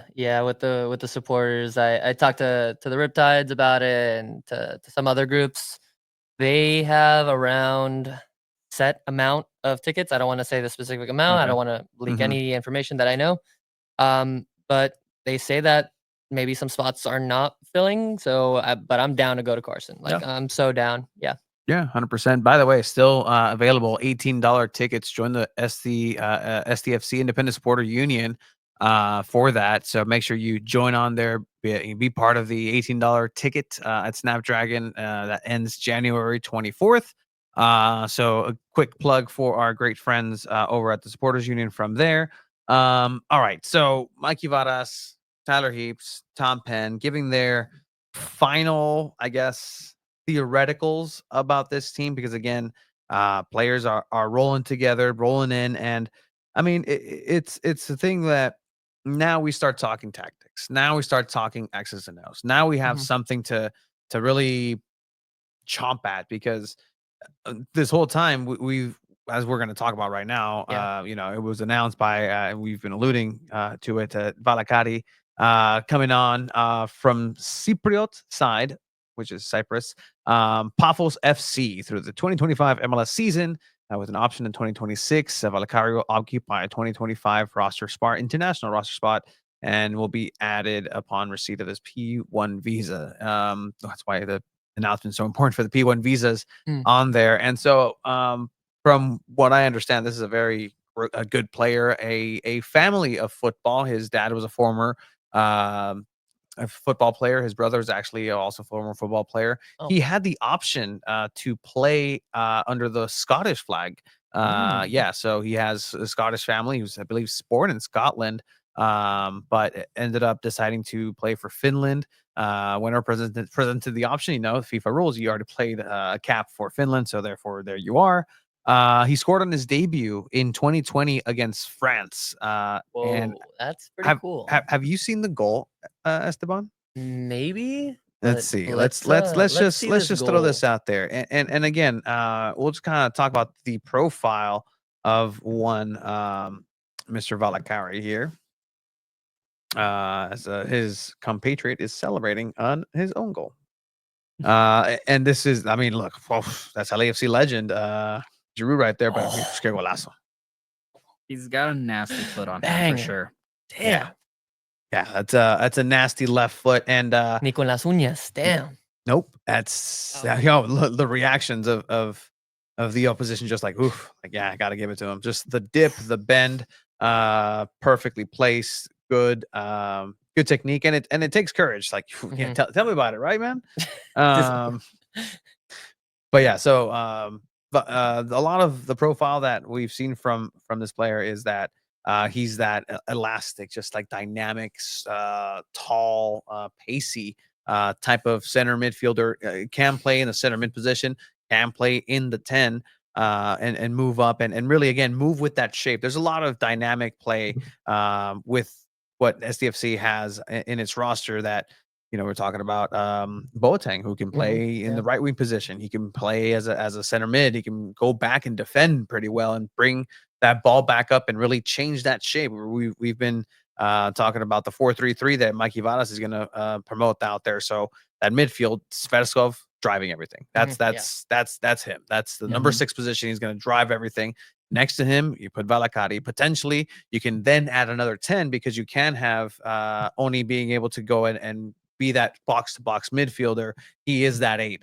That's why he get awarded that. Think Frank Lampard. Think Gerard. Just that role of being able to go ahead and do that, create, defend, and really manage that midfield. But then again, you can also get creative and put another center mid. Depend how the balance is, but that shape is going to change. 3-5-2, 4-3-3. And then Throughout the games. your defensive midfielders are kind of set with Yepe and then Mano Diop, right? Who can also play as a rotational player. I mean, he has the size, he has the Busquets style. That's his inspiration. So it'll definitely be interesting to see what he kind of develops with San Diego FC. That could potentially be a huge player for San Diego FC in the future. He's only, what, 19, 20? Something like that, yeah. He's young still. Too bad we have Valakari for only one loan. 1 season. Yeah, but, option for 2026, and I think that's option. that's the key there. Where if he impresses and he does look like he'll become part of the squad, and I also saw SDFC got some money from one of the players that they traded from the Super Draft to Toronto, I believe, that they already traded to somewhere else or got sold somewhere else. Andrade? Was it Andrade? Yeah, the Brazilian. And they ended up getting some money off of that as Mm-hmm. well. So I mean, good business is being made by San Diego FC, man. Like Tyler Heaps, I mean, we've spoken to him about it. He does his he homework. crunches the numbers and he's like, no, this player should be worth this. I'm not spending this much money on this player. I'm not gonna overspend 10 million on Brandon Vasquez. To take a look at this goal by Eideval. Again, just what you can expect from They're bangers. just Oh my God. lethal. What fraternities are that? Fraternities? Yeah, the names on the teams. Oh, look at that. That is that's Kappa, Alpha. It's a different Omega. alphabet, Chiva. I'm actually surprised you understood. That's a great pass, great vision here, and again, what a ball. Offsides, but no. Well, the funny thing about highlights is that they're highlights. Yeah. Right. Like you don't necessarily see the misses, or you don't really see what happens when this player's under pressure and loses the ball. They're going to track back, or they're going to fight tooth and nail to become the first defender when they do make a mistake. But again, what I've seen so far in again these highlights is somebody who has a nose for goal, who's somebody who's not afraid to take a shot. That left foot of his is incredibly educated, and his right finishing apparently with this one too. Finishing, passing. There's actually a highlight coming up where he actually does a great little layoff pass, running close to the corner to the end line. But look at the paciness on him. You can throw him out on the wing as a dual center attacking mid if that's the threat that you want to go ahead and have. But I think San Diego FC players should be very excited by this. Also, free kick taker.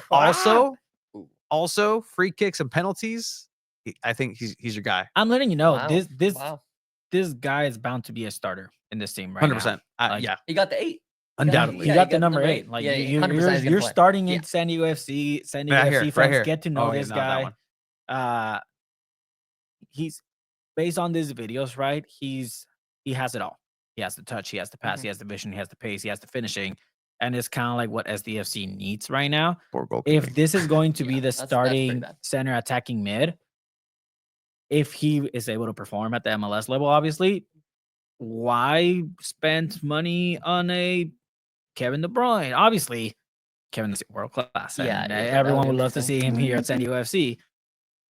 I mean, there's other options over there. I mean, they're still trying to get a right winger as well. I mean, I think that's also a priority that they need. I mean, who knows? This guy can also play on the wing. So, like, I think the possibilities are endless for San Diego FC, and it's going to be so much fun to see how the roster develops over the next couple of weeks. Tyler Heaps did say that there could be some announcement being made later this week as well. Okay. So there's 3 to 5 players that they're still wanting to sign. So he said there could be announcements made soon. So That's awesome. Is Valakari he's obviously an international spot, but if we do get him in 2026, is he a DP spot? Like, what's his market value? So market value is currently, I believe, in the. I think it's lower, man. Oh, Like, I mean, Cyprus. Like, yeah. You don't hear Cyprus and say, "Oh yeah." Like, I think Greg Elson today when he had me on, he said, "Is Cyprus the new hotbed of soccer?" I'm like, apparently, man. Like, I mean, what is he worth? Transfer market, Tony. What does it say? Should say at the beginning. Oh wait, it's transfer market. I'm on the stats sheet. Yeah, because if we do get him and he's like that quality, is he worth the DP spot and stuff like that, or just like an international slot?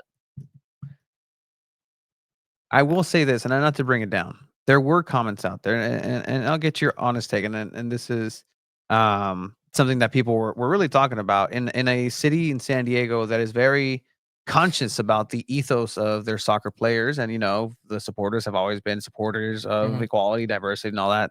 This might be a player that may have said something. Is that something that's important at this point in the greater sense of things? Like, it's a good point where It's actually valued at $2 million. Sorry.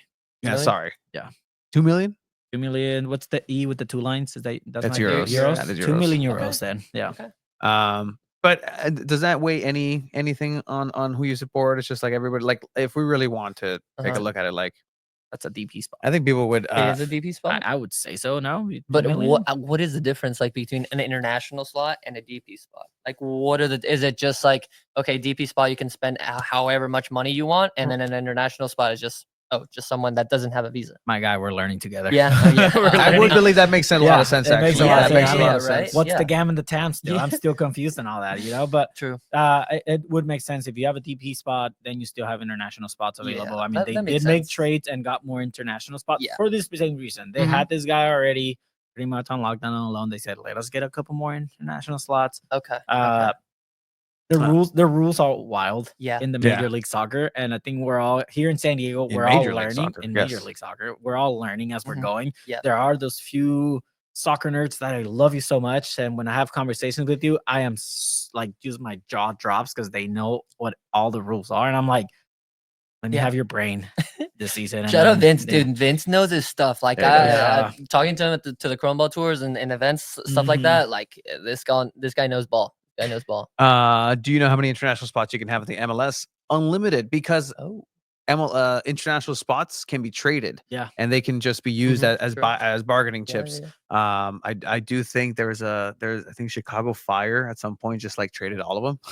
Or just a lot, like a vast majority of them Wow. just traded them I away. rock just with them, where kind they of would like come back. Chivas, all Mexican. They want Yeah, all yeah, yeah. American. I did saw a report on Twitter that the Philadelphia Union are on the banned list for FIFA to make Oh. trades right now. DB has a max cap hit. You can pay over Maybe because for the of business with DP. Manchester City. I don't know. I I don't know. Domestic players can be DPs as well. So yeah, it doesn't take Oh, a wow. spot there. Okay. Infinite amount of international roster spots, but only 3 DP spots exactly. So you can trade those as Mhm. well. Correct me if I'm wrong. Was Patty McNair a DP signing? No, I don't No. think he was. No, right? No, Okay, no, cool. just Chucky. Okay. We have two more. Abe and I were talking about that, and I thought he was, but okay, just Chucky. Got it. George here says MLS rules are meant to be equal, but to make teams help be equal. But looking at certain teams, they are spending lots of money. Miami and Atlanta, actually. If you want to compete internationally, they have to look at spending cap. But again, competing internationally means competing against Liga MX teams, not La Liga teams, not Premier League teams, not Bundesliga teams. Like you're trying to win the MLS, Mhm. like win MLS overall. Just that's just the league that you are in. That's I would think that's priority number one. Thank you for everybody who's contributing here. Anybody without a green card or citizenship, so you'd be a international slot Chiva. I'm a citizen. Yeah. Asshole. What the fuck? What's wrong with you? Sorry. Are you? Yeah, I was born in LA. How's that going for you? Shout out to LA. I Shout mean, out to LA. if Shout you're out LA. trying to make donations, let me know. I have a close friends and family friends that are driving up to LA to make donations. So let me Okay. know. And Mhm. I mean, obviously, if you can donate. I mean, I don't know if you guys have, but Yeah. it makes me so sad seeing all the shelter videos of the doggies and cats and I animals. avoid those. It's I actively sad. avoid those because It's of that, sad, because man. of them, because of Yeah. that. You know, and it's it's good to see when people rally around sports and just Mhm. kind of help this out and help this cause out. So you know, Well, all the LA professional sports teams gathered together and donate over $8 million. Yeah. Yeah. shout out. They're shout doing a out. lot of campaigns. Like Mhm. I've seen Fabletics like do like a shirt, and it's like every single LA club, anything Yeah. like that, and all the donations go to the ones that need it. But yeah, no, I've donated it, and I got people up there. Shout out Osman, Caitlin. Like these are just like international freestyles that are insane. They can do Mhm. anything. Yeah. And then just some HPA guys that we know, Brandon and I know. So hopefully they're all good. Shout out to my tia. Good. Shout Lives out. close How's- to Santa Monica. How's her freestyling skills? I mean, she's You- freestyling you from can do her it around the apartment. world? Didn't have to get evacuated, so that's good. No, she cannot do it around the world. Well, Yeah, I mean, sorry. okay. Well, I guess Shout your out, kid yeah. needs to work on it. MLS just introduced new trade system. Yes, correct. So I they do saw have that. new cash, just incentive, not incentive, just the, there's monopoly money now. Like there's more of it. Here's $250,000. You have to report how much was spent for the player. But yeah, they can do cash transactions now. So maybe that's stepping away from the GAM and the TAM. Finally, Cash transaction. Oh. With some, I'll give you $1 if you give me that cup. Hey, posted, announced it. Hey guys, Tony, I got this cup from Tony for $1. He got the dollar, showed the dollar, and that's how that's So done. maybe it's like a trade with no strings attached, like Yeah. no like rules. It's just cash. It's just Straight yeah. cash. Okay. Which Wow. SDFC has a lot of cash. All right, Juan. Still can't believe Chiva compared Kevin De Bruyne playing in the Premier League to only playing in Cyprus. I don't think that's not. It's not what it was. I hope. No, it's not what it was. Took that out of context. I meant like if this guy's playing and you don't have to spend money, if this guy ends up being a success factor, then go for it. I mean, at the end of the day, that Kevin De Bruyne deal is probably a nightmare to deal with. Yeah. From what we heard from our sources in the past, he wanted Messi money, and obviously they're Mhm. not going to pay that. So I mean, at the end of the day, if you don't want to spend that much money on Kevin De Bruyne and you sign this player that could potentially also make an impact, stick with it. That's kind of like the philosophy that it looks like San Diego FC is going with. So by no means am I comparing Kevin De Bruyne with this player. Like obviously Kevin De Bruyne is on a whole different level. Let's put it this way. I'll give it to you, Esteban. Mm. Would you care more, or would you like it more if I gave you the option of say, hey, tomorrow, Kevin De Bruyne signed 10 San Diego FC, done deal, 5 years, retires here, everything, like whatever. Like he builds just all the soccer fields for SDFC. He meets you and you become personal friends and you're awesome and great. Okay, let's take a personal friends. Yeah, part. you were That's a little hyping too it much. way Sorry, too that's much. I was like, okay, oh, okay. goddamn. Kevin De Bruyne is here. He has a contract San Diego FC. However, San Diego FC will never win a championship with Kevin De Bruyne. However, with Oni Valakari, you win the MLS season. You win the championship of the MLS Cup. Yeah. Is here. Yeah. Which one do you take? Oh, I'd take Valakari. Like, I mean, I think that's the point. KDB would be awesome, but like, we gotta think. The goal is championships. Exactly. And that has to be 100%. the end goal for anyone that just follows his team. I mean, at the end of the day, the city is yelling, crying for a championship somewhere. Jesus, please. Somewhere, Tony. You're from here, born and raised. Like, I'm not a SDFC fan, not a Wave fan. I'm San just a Diego San fan. Diego fan, man. And San Diego, I have a Soccer's barely. Oceanside. Hey, don't get in trouble now. Yeah, no. Don't get in trouble now. Yeah, we're gonna get yelled at by a front wave arena who's sentient. The arena welcomes you and says, "Hi, I am Front Wave Arena. Thank you for coming and seeing." Like, I never noticed that. I've gone to 2 games. By the way, Front Wave Arena, very nice. Magnifique. Very nice. Almost worth the drive. Hey! You work for the team. When's the celebrity media game? Okay, technicalities. I don't work for the team because nobody works for the team. My bad. Work for Front Wave. When's the celebrity media game? We got a That's celebrity right here. He better be in the game. Brandon better be in the game. You understand that they're the first call if I'm making a celebrity game in San Diego that's related to soccer is Brandon and Esteban. Like that's local people. That's fine. Just making sure that it's San Diego affiliated. Just a little nod there. We are having a charity match. We are. That's going to be coming up. So we'll be there. We'll be there. At what time is it? 6 p.m. 6 p.m. Brandon, you heard it. 6 p.m. We'll send you the flyer. Mark your calendars. I'm actually spoke with San Diego Wave today about that, and I hope, and I don't want to jinx anything, but Shannon McMillan tore her Achilles. Yeah. So I saw that. Hey Shannon, do you want to coach a team? So you might be coached by Shannon McMillan. That'd be cool. Yeah. So that's down. We were gonna reach out to Casey Tony, but she got a new job. So yeah, she's up in Canada. Yeah. But all right, San Diego curse was caused by the Spanish. Absolutely, nobody. I love expects the Spanish interaction in the chat Inquisition. today. How do you get rid of those curses? La limpia, vato. Like you gotta. Hey, have you seen Glue the Cuervos? Yeah. By the way, Tyler Heaps, I think, or was it one of the 3 that we interviewed? I forgot who exactly mentioned it. It was Tyler Heaps. It was Tyler Heaps. Who was it, Abe? Who was it, Abe? Tyler Heaps.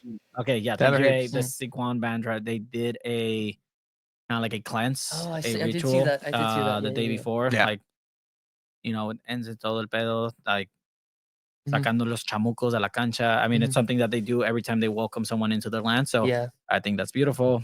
So maybe that took out the curse. You never know. Who knows? Es la limpia. Le hicieron el huevito y todo el pedo. Yeah, no, it's Yeah, no, the Kumeyaay people again. The first inhabitants of the area is let's see, wait, actually, over Where'd here. you get that jacket, Tony? Yeah, where'd you get that? That's pretty cool. ¿Qué pedo, güey? Oh, you mean the Saquon Band of the Kumeyaay Nation jacket that pretty I've had baller. since That's pretty- 2004? I have connections literally everywhere in San Diego. This guy, dude. I'll tell you this right now. We'll get to it later because I do have to address a controversial video that was out there. But we'll get to that. But hey, connections everywhere. Connections Pretty everywhere. cool. Pretty 100%. cool. But this is what you were talking about, the ceremony Mhm. here the day before. They also did that at the groundbreaking. Like they Yes, did they the did. same thing. It was pretty rad. Yeah, Kumeyaay land is where all this is and where we reside. So yeah, I mean it's an incredible part of who and what San Diego FC is, and I'll give them all the credit in the world in that respect. That is fantastic to see that as well. So with that, and yeah, they have to cleanse Snapdragon, just that land where the Chargers were, parking lot. Anything else for SDFC?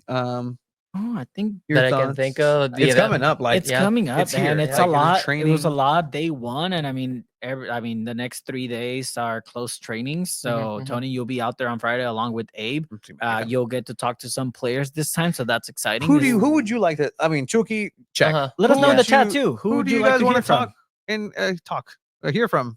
The players. From Maybe the- some of the young boys. Maybe. Okay. Just some of the young boys. Just say like, what's your like, what do you think of San Diego, stuff like that, and just like 16-year-old Saidi is touted to be in the first team from what you heard, and Yeah. that's really exciting there. And I mean, again, they're going to need a practice squad, but it seems like he's poised to be there, and it's really interesting too because now I'm questioning not just the scouting, not questioning, but I'm just like, okay, is the scouting really that deep where they were able to see something that the Philadelphia Union, one of the top MLS academies, didn't see or oversaw or overlooked from Assad? So Hey, looks like people want to hear from Reyes. Ander Reyes. Oh, Colombia. Shout out. Colombiano. Shout out. He's from Cali. I asked him. I was like, "Hey, where are you from?" I'm from Cali. I was like, "Hell yeah, hell yeah." All right. Yeah. Send that email to make sure you get Reyes. Okay. Like they said to send emails if you have a like specific player you want to talk to. So from my understanding, this can be kind of like a mix zone style where players are going to be pulled from training to come talk to media. So make us proud, Tony, that day. All right, I'll try. Hola. He always does. Hola, Andrés, ¿cómo estás? ¿Sí habla español? I mean, obviously Sí, de Cali, like 100%. He's a good story. Like I was looking him up, and he's a really good story. Yeah. And I mean, that is the veteran presence that you need, especially in the back. And that's what I want to learn more about San Diego FC. I've heard about the verticality, the transitioning, the attacking with purpose, that right to like. What's your defending going to be like? Like, are you just expecting to outscore the opponents, by 5 goals and let 4 in? Okay, sure. That's a winning formula at the end of the day, but what's their defending really going to look like on that? So, anybody else that you kind of as player that you think like, it'd be cool to pick their brain? I don't know. Maybe because I'm a goalkeeper, maybe just like say like, "Hey, how's the battle for net?" Like that's gonna be an interesting one for sure. Goalkeeper rooms Yeah. are some of the most interesting group of individuals because they do their own thing. We do our own thing, man. we do. Like, just leave me alone.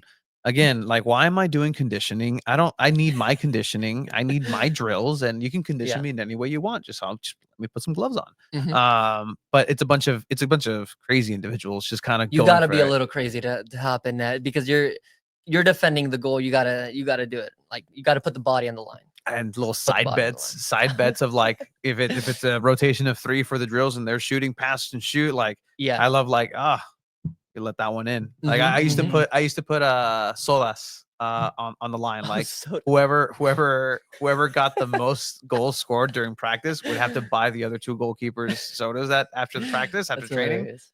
I'll just say I was pretty thirsty because I wasn't thirsty because I actually bought a lot of sodas bought for me. So back in the day. But all right, cool. Awesome possum. We are gonna be transitioning over to transitioning. our last segment of the night. Transition, and we'll It's bring back your favorite segment of goals, gaffes, and greats. All right.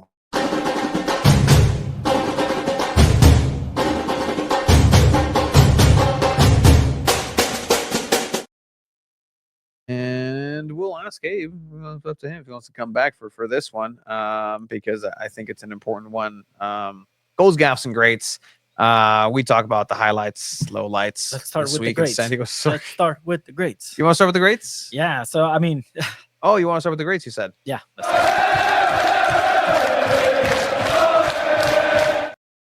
So I mean, show, Esteban. I love it, guys. I love it. I love you guys. You guys are the best. I have been just trying seeing this to live find is it. amazing. I have been trying to find it, Tony, but I don't know where you sent it to me. But you sent me a video of the Cholos lineup. I've been trying to find it against Toluca, and it's the Caliente clubs that are doing just super funny. Whatchamacallit? Introductions to their lineup. So Cholos comes with like it has music in the back. Antonio Rodriguez, and they're just like, I couldn't find it. Liga MX is our great of the week because of stuff like this. Let me just show this as well. James Rodriguez was announced to Club León today. I saw that. In the I got it. I got it. Oh, yes. yes, you found it. Yes. Oh man, This is great. Oh man, this is Dance intros. fantastic. All right, let me. Abe, have you haven't seen seen this? this? I haven't seen the new one. Oh my god, this is MLS. Like I challenge you, MLS. Hola, soy Rafael Fernández. Soy Alejandro Gómez. Soy defensa. Hola, soy Kevin Balanta. Oh. Hola, soy Kevin Castañeda. Okay, Soy Kevin, medio. Kevin. Castañeda. Hold on, Kevin. Syllables. Soy Kevin Castañeda. Casta is Castañeda. Yeah, anyway, Soy medio. Did you see Querétaro? Hola, soy Cristian Rivera. Let me find Querétaro. Yeah, find Querétaro. Every Oh my single God. club is doing There- this. I think I just No saw Cholos way. and Querétaro. Okay. no, it's pretty. That's It's hilarious. pretty intense. What's happening over? I found it. No way. Hola, Let soy me Iván finish it. Tona y mi posición es medio. Okay, they Mi didn't even posición try. es Tona. Hola, soy Iván Tona y mi posición es medio. Hola, soy Manuel Reynoso. It has a great name, by Hola, the way. soy Raúl Zúñiga, delantero. Got it. Yeah, that was good. Got This it. guy. Soy Domingo Blanco. Domingo No, Blanco's that's his just bad. name, dog. Where are Cholos getting these players from? Who the fuck is Domingo Blanco? I actually met all these players at Domingo SeaWorld. Blanco. At SeaWorld? He Yeah. said the whole That's thing. right. They, right. they did like That's right. the thing there, yeah. All right, I But got, why is he shaking? Soy Domingo. he's just He's just laughing. nervous. He's zero media training. Shout out to Domingo Blanco. That's so cool. I got right here. Querétaro's. Make sure it's not muted. Y cómo maldice un pollo a otro. Caldito seas. So stupid. They're just doing jokes. Soy Federico Lertra, no cuento chistes. Soy Cristian Castillo. ¿Qué le dice un mudo y cómo maldice un pollo a otro? Caldito seas. It doesn't translate, but And then, by the way, did you see James got announced to Club León, right? I did see that. Yeah. did you see how? I think it was just like at the offices. No, dog. That looked like the office. I don't know. Let me Like, it show was you just like this a shit. selfie, like No, just like they announced them with a almost 4-minute video. What's the new player sending a wave? And what's her name? I'd like to see her dance. Her name. It's Chiamaka. What was her preferred middle name? Isa. No, not Isa. Oof. Chat, let us know. But look, Okay. this was Leon's introduction. Let me to- see that. I won't play the whole thing. I mean, you might just have to. Yeah, I mean, might just have to. This is a player announcement.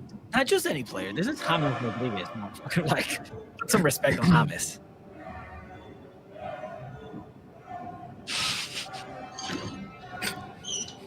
It is great. I love it. It is Yeah. a masterpiece.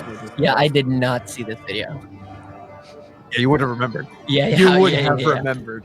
You want to skip through a little bit? Yeah.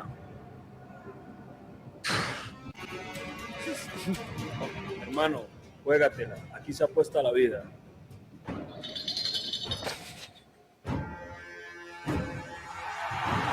By the way, it's a nearly 4-minute video. Yeah.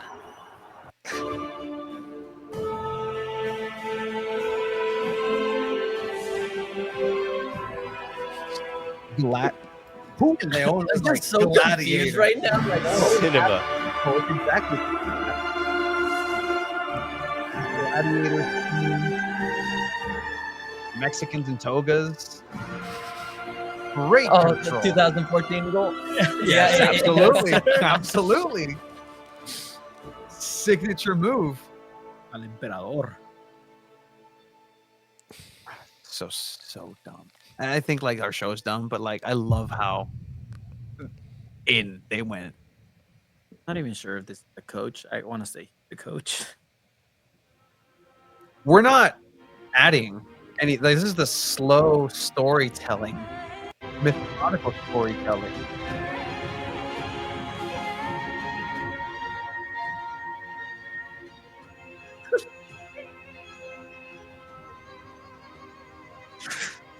I thought that was Tom Penn for a second. What? Yeah. So Liga MX is doing it right. Yeah. That's James Rodriguez. Wow. It is the greatest thing ever, man. Wow, and that's why dude. Liga MX wins San Diego Punto Football's great of the week. Cisco's like they asked some random intern what movie they said they just saw and made it. That's probably what happened there. That's a Fever dream, absolutely, Brandon. The fact that James Rodriguez signed to Leon, I mean, That's a Leon, fever is, dream. Leon is known to sign like legends. Rafa Marquez like Landon Donovan. They had what's his name? Josie Altidore at one time. Andres Guardado was there? is currently there. So Yeah. Wow. it's amazing. I don't know. I look, if Kevin De Bruyne gets announced for San Diego FC, I better see a shot-for-shot recreation of Home Alone in Chucky, in Chucky Mania style too. Like it's just play it at the Shell. What did you think about it, that Abe? Any thoughts on the? How about this? Look at that. I love that. This is. Did you guys like the new movie? I thought it was pretty good. I haven't seen it. By the way, I haven't seen it either. Honorary mention for good of the week is Drew Ruggles with the soccer scoring his first hat trick ever. Absolutely. Which brings us to obviously the goal of the week, which is what I have Perfect. queued up, Chiba. Awesome. Thank you. The grade of the week is Drew Ruggles, who scored the hat trick against the Tacoma Stars away, as you heard from Chiba 5 seconds ago. And he also scored a banger. All the way back for Ruggles. He had the opening goal. He's going to strike again, and he's doubling up. Yeah. Drew Ruggles making a statement on the road And that was his third goal for against his the hat trick. Tacoma Stars. It was a It's second 3-2 one. It was a San second Diego goal. Sockers. And Torres Oh, hits the he beat the ground. Cole No Palmer. whistle Did you see that? called. Correa has to come Some all the say way out back. there. That's on a Some say out there that Cole Palmer does the Drew Ruggles. Oh, Just saying. shit. Just saying. Chetos. all the way back for Ruggles. He had the A opening educator goal. He's foot going on to the strike left. again, and he's You know, doubling up. Chris Toth, one of the greatest. Drew Ruggles making a statement on the goalkeepers. road against the Tacoma Stars. It's 3-2 San Diego. Yeah, I know it's frigid. It's Tacoma, Washington, bro. But yeah, Drew Ruggles are great of the week, and guess what? We'll go ahead and break down everything San Diego Soccer's related tomorrow on Soccer's Overtime, because that's part of the San Diego Puto Football banner now. Somehow, like it's. That's awesome. I told you it was. That's cool in awesome. here, man. No. All right, it is time to go to our gaff of the week. I'm not. I'm very curious. You kind of made it. Yeah. What this was gonna.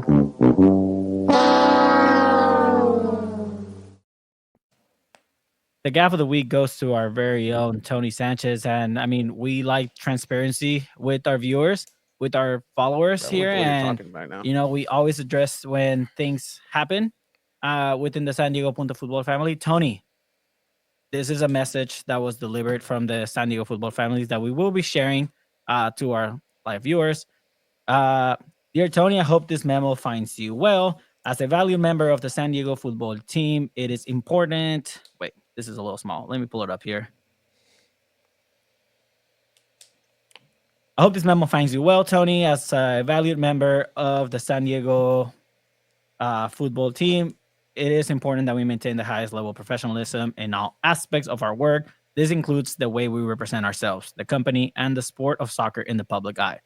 Our readers trust us to provide accurate, insightful, and respectful coverage of the beautiful game, and that trust is something we take seriously, Tony. It has come to our attention that there have been instances where the level of professionalism expected of you has not been fully upheld. As a member of this team, you are a representative of the San Diego football. You are a representative of San Diego football, and it's crucial that you consistently reflect the standards we set. Here, people, you can read the expectations that we have for Tony. Respect. I agree with all of this. You need to And follow. integrity, confidentiality, and discretion. I would hope my HR knows how to read Representation my of own San fucking Diego memo to me. football's values. Tony, we trust that this reminder will help you guide your actions going forward. Should you have any questions or wish to discuss this matter further, please do not hesitate to reach out to me directly. We believe in your abilities and look forward to your continued success as part of the San Diego football team. Yes. Let the record show that we have officially handed this memo to Tony Sanchez. He will. We hope he finds this message well and will take it to heart. I'll find it well, and you can shove it up your ass. I'll tell you this right now: I ain't signing shit.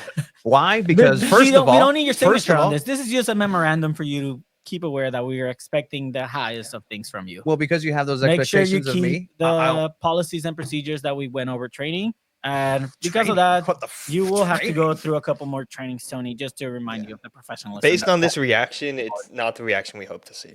Well, you can hope to see more of this reaction, because I'll tell you this right now, and I'll address the controversies, because this is something that I was incredibly disappointed to have heard about, because we were receiving a lot of. I'm sorry to put you in I'm this very position. confused with I'm what's going sorry. on. Like, this is just what the gap was of the the week. straw? Like, Look, what happened for you and Abe Again, to do handles have things have been handled internally, and we just wanted to make it to the public known that we've had this conversation with Tony off the air and on the air as well, because we like transparency with our viewers.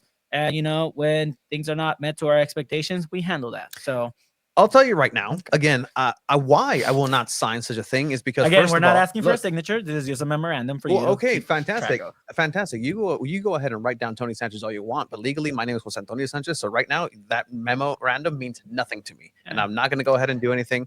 I But told you to put Jose Antonio, Chiva. Exactly, Abraham.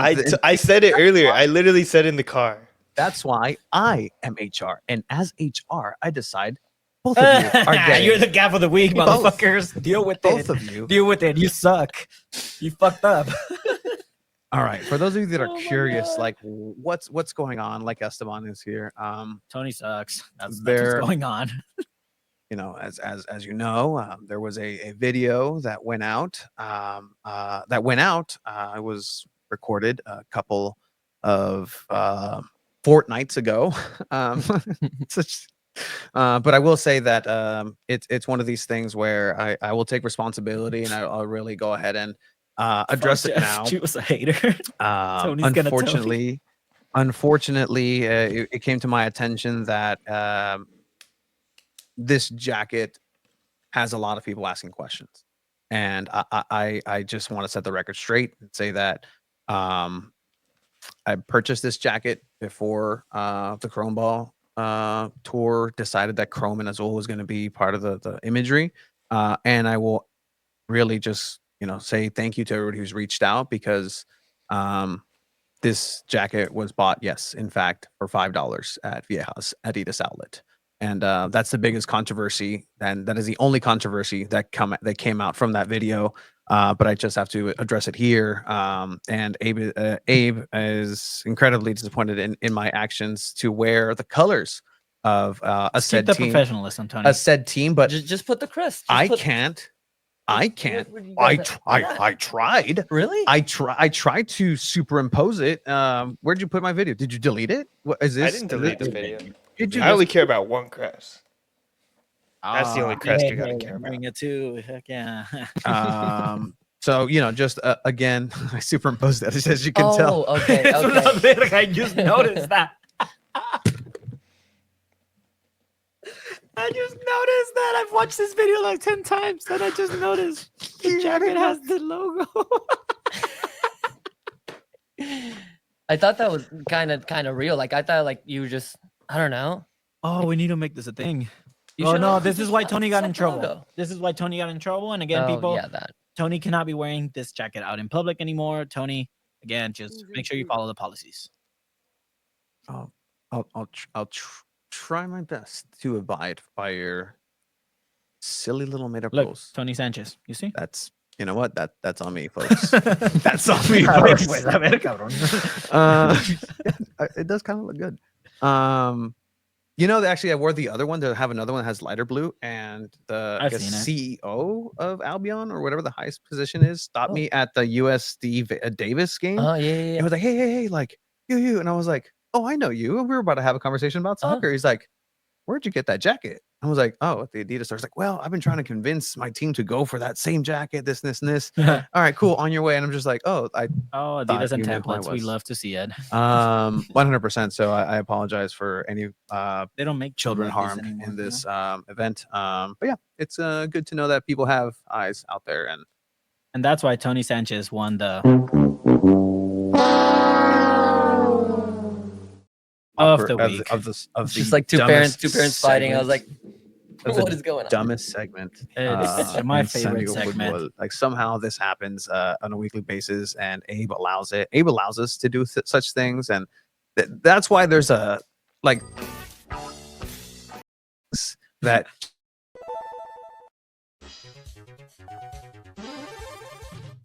That's just a CapCut, just playing around with things, and he'll hit me with the. Hey, You what have told me you? about What have CapCut. you? CapCut is great. And more told it's me about fast. CapCut. It's like super easy to use. He told me about CapCut, and Yeah. I'll tell you actually. And there's a little story to go along with this close of episode that was STFC heavy. It was after the Mikey Vadas presentation that in the SDFC circles, I heard rumblings, and I was talking about like, well, they actually commended us because of our production, and because of CapCut, it's gone Yep. up in significant ways. CapCut Pro, actually. Yep. We got it too. And I got in a conversation with somebody at SDFC, and I was like, yeah, no, I've been, they were complimenting. I was like, yeah, no, we've been using, this. And they're like, what's CapCut? And I'm like, first of all, you shouldn't be asking me what CapCut is because you should know what I have a CapCut whole is. marketing team. And you might want to use it. So indirectly, because of ML, because of you, because of us, we put SDFC on CapCut. game for CapCut. I mean, it just helps out so much. I mean, obviously, It's super easy to use. Yeah. The Like, captions, it's- guys. It was Turn an it to a- 8-minute video. It's hard to just go every single little detail and change it. I just uploaded the captions and I said, "Fuck it, let it fly." That's why Cholo says CHO instead of X. O. So I mean, whatever. I love CapCut. It's dope, and I got Tony hooked on it too, and that's Yeah, why he no, does, now- that's why he does little stupid shit like Like what? No. every week is like something different, Abe which hates is it. pretty fun. Abe absolutely he's hates like, it. our Come on, listeners should not man. be watching 4 minutes of stupid The videos. San Andres one was pretty sick. I like the San Andres one. That one was pretty I don't hate it. I don't like that they have to see every single. It would be cool if we did a new one every week and it was just that one. How about that? All right, Abe, you got some homework. I'm just kidding. Yeah, you can access it too, dude. Yeah, you have access. I'm not a big CapCut guy. I use Adobe and I like the Adobe suite. Oh, how's that working out for you? He likes to make his life more difficult. That's what he likes. Hey, Adobe's pretty good. Adobe's dope, but it's expensive as fuck. It is. Expensive. I borrow it from people. Well, Abe's got people. All right. Well, I don't know. I think this is Hey, a great Esteban, do you have anything else for us? Do we have something? Plug anything we you can want? go ahead and. Baller Crew? Well, thank you guys for inviting me over. This was great. The event was awesome. Again, just like saying hi to all the players, dapping them up, giving the welcome, chanting super loud, and then they gave us a little tour. But everything was great. Shout out to Baller Crew. Shout out to Brandon, who's watching right now. follow us if you want to see amazing, satisfying content, just like people, just us challenging other players, pros, other content creators, just having fun on the field. And we go to local San Diego fields. We don't want to say where, but we go to a lot of fields, and just make some content, just have fun and just be goofy out there. But yeah, no, it's great. It's great. I like love that it. kit. It's good, and yeah, we got some special plans for it. Some people are getting the kit. Oh, You guys are shit, getting really? one? Yeah, Oh, hell yeah. yeah. We're planning on releasing it to some people and to promote it and stuff, and then we want to sell it. That's the goal, to sell it and to continue to promote Baller Crew on YouTube. Is that your game face, Esteban? That is my game face. Yep. All right. Yeah. Hey, I think Tony wants to mention this every time he sees you guys, but he wants a redemption video. He keeps saying it. Every day he tells me, every day he looks at me, I can't sleep at night. I need a redemption video with Brandon and Esteban. I'm like, hey, dude, relax. It's okay. I was gordo antes. The different guy now. I can't tell you how fast I am right now. Like, I'm so quick. I've seen him in action. so He's quick. way faster. He's not as quick as you would I think. am. No. I'm quicker than you think. You're right, actually. Yeah, I'm not as quick as you think. I'm faster. Like, straight up. I like that. Straight All up. right. We're gonna have to go play at Chula Vista pickup so you can check out Tony play. Absolutely. All right. With that, thank you for everybody who's been joining us throughout the stream. It's really fun to kind of keep this going, and we're having a absolute blast with it. Gentlemen, anything else? Abraham, Jiba? Shout out to the people in LA. Shout out to my mom. I actually had to pick up my dog because the ash and stuff. It's scary over there. Be safe, everyone. Definitely keep track of our socials and stay tuned on Fridays for more videos that we'll be putting out. More of the same. More of the more same. stuff. But Players will be interviewed, will be spoken to. Tony won't be wearing that jacket. I will give. Well, that's the thing. I live kind of here, but I also live less than 5 minutes away from training camp. You do. I live less than 5 minutes That's away amazing. from All those houses Singing get like Springs. a front view of the training sessions that they're in the mountains. Absolutely. However, real estate says that flooding is actually very big there. Oh. So hopefully the grass is good because it's the same people as Snapdragon. Oh, we know the drainage is good there, right? Thank you everyone for tuning in, listening, keeping the comment section popping. I don't know why you said that. I don't know I'm why you tired. said that. I'm tired. Yeah, you are. All right. See you later, guys. Peace, guys. Bye.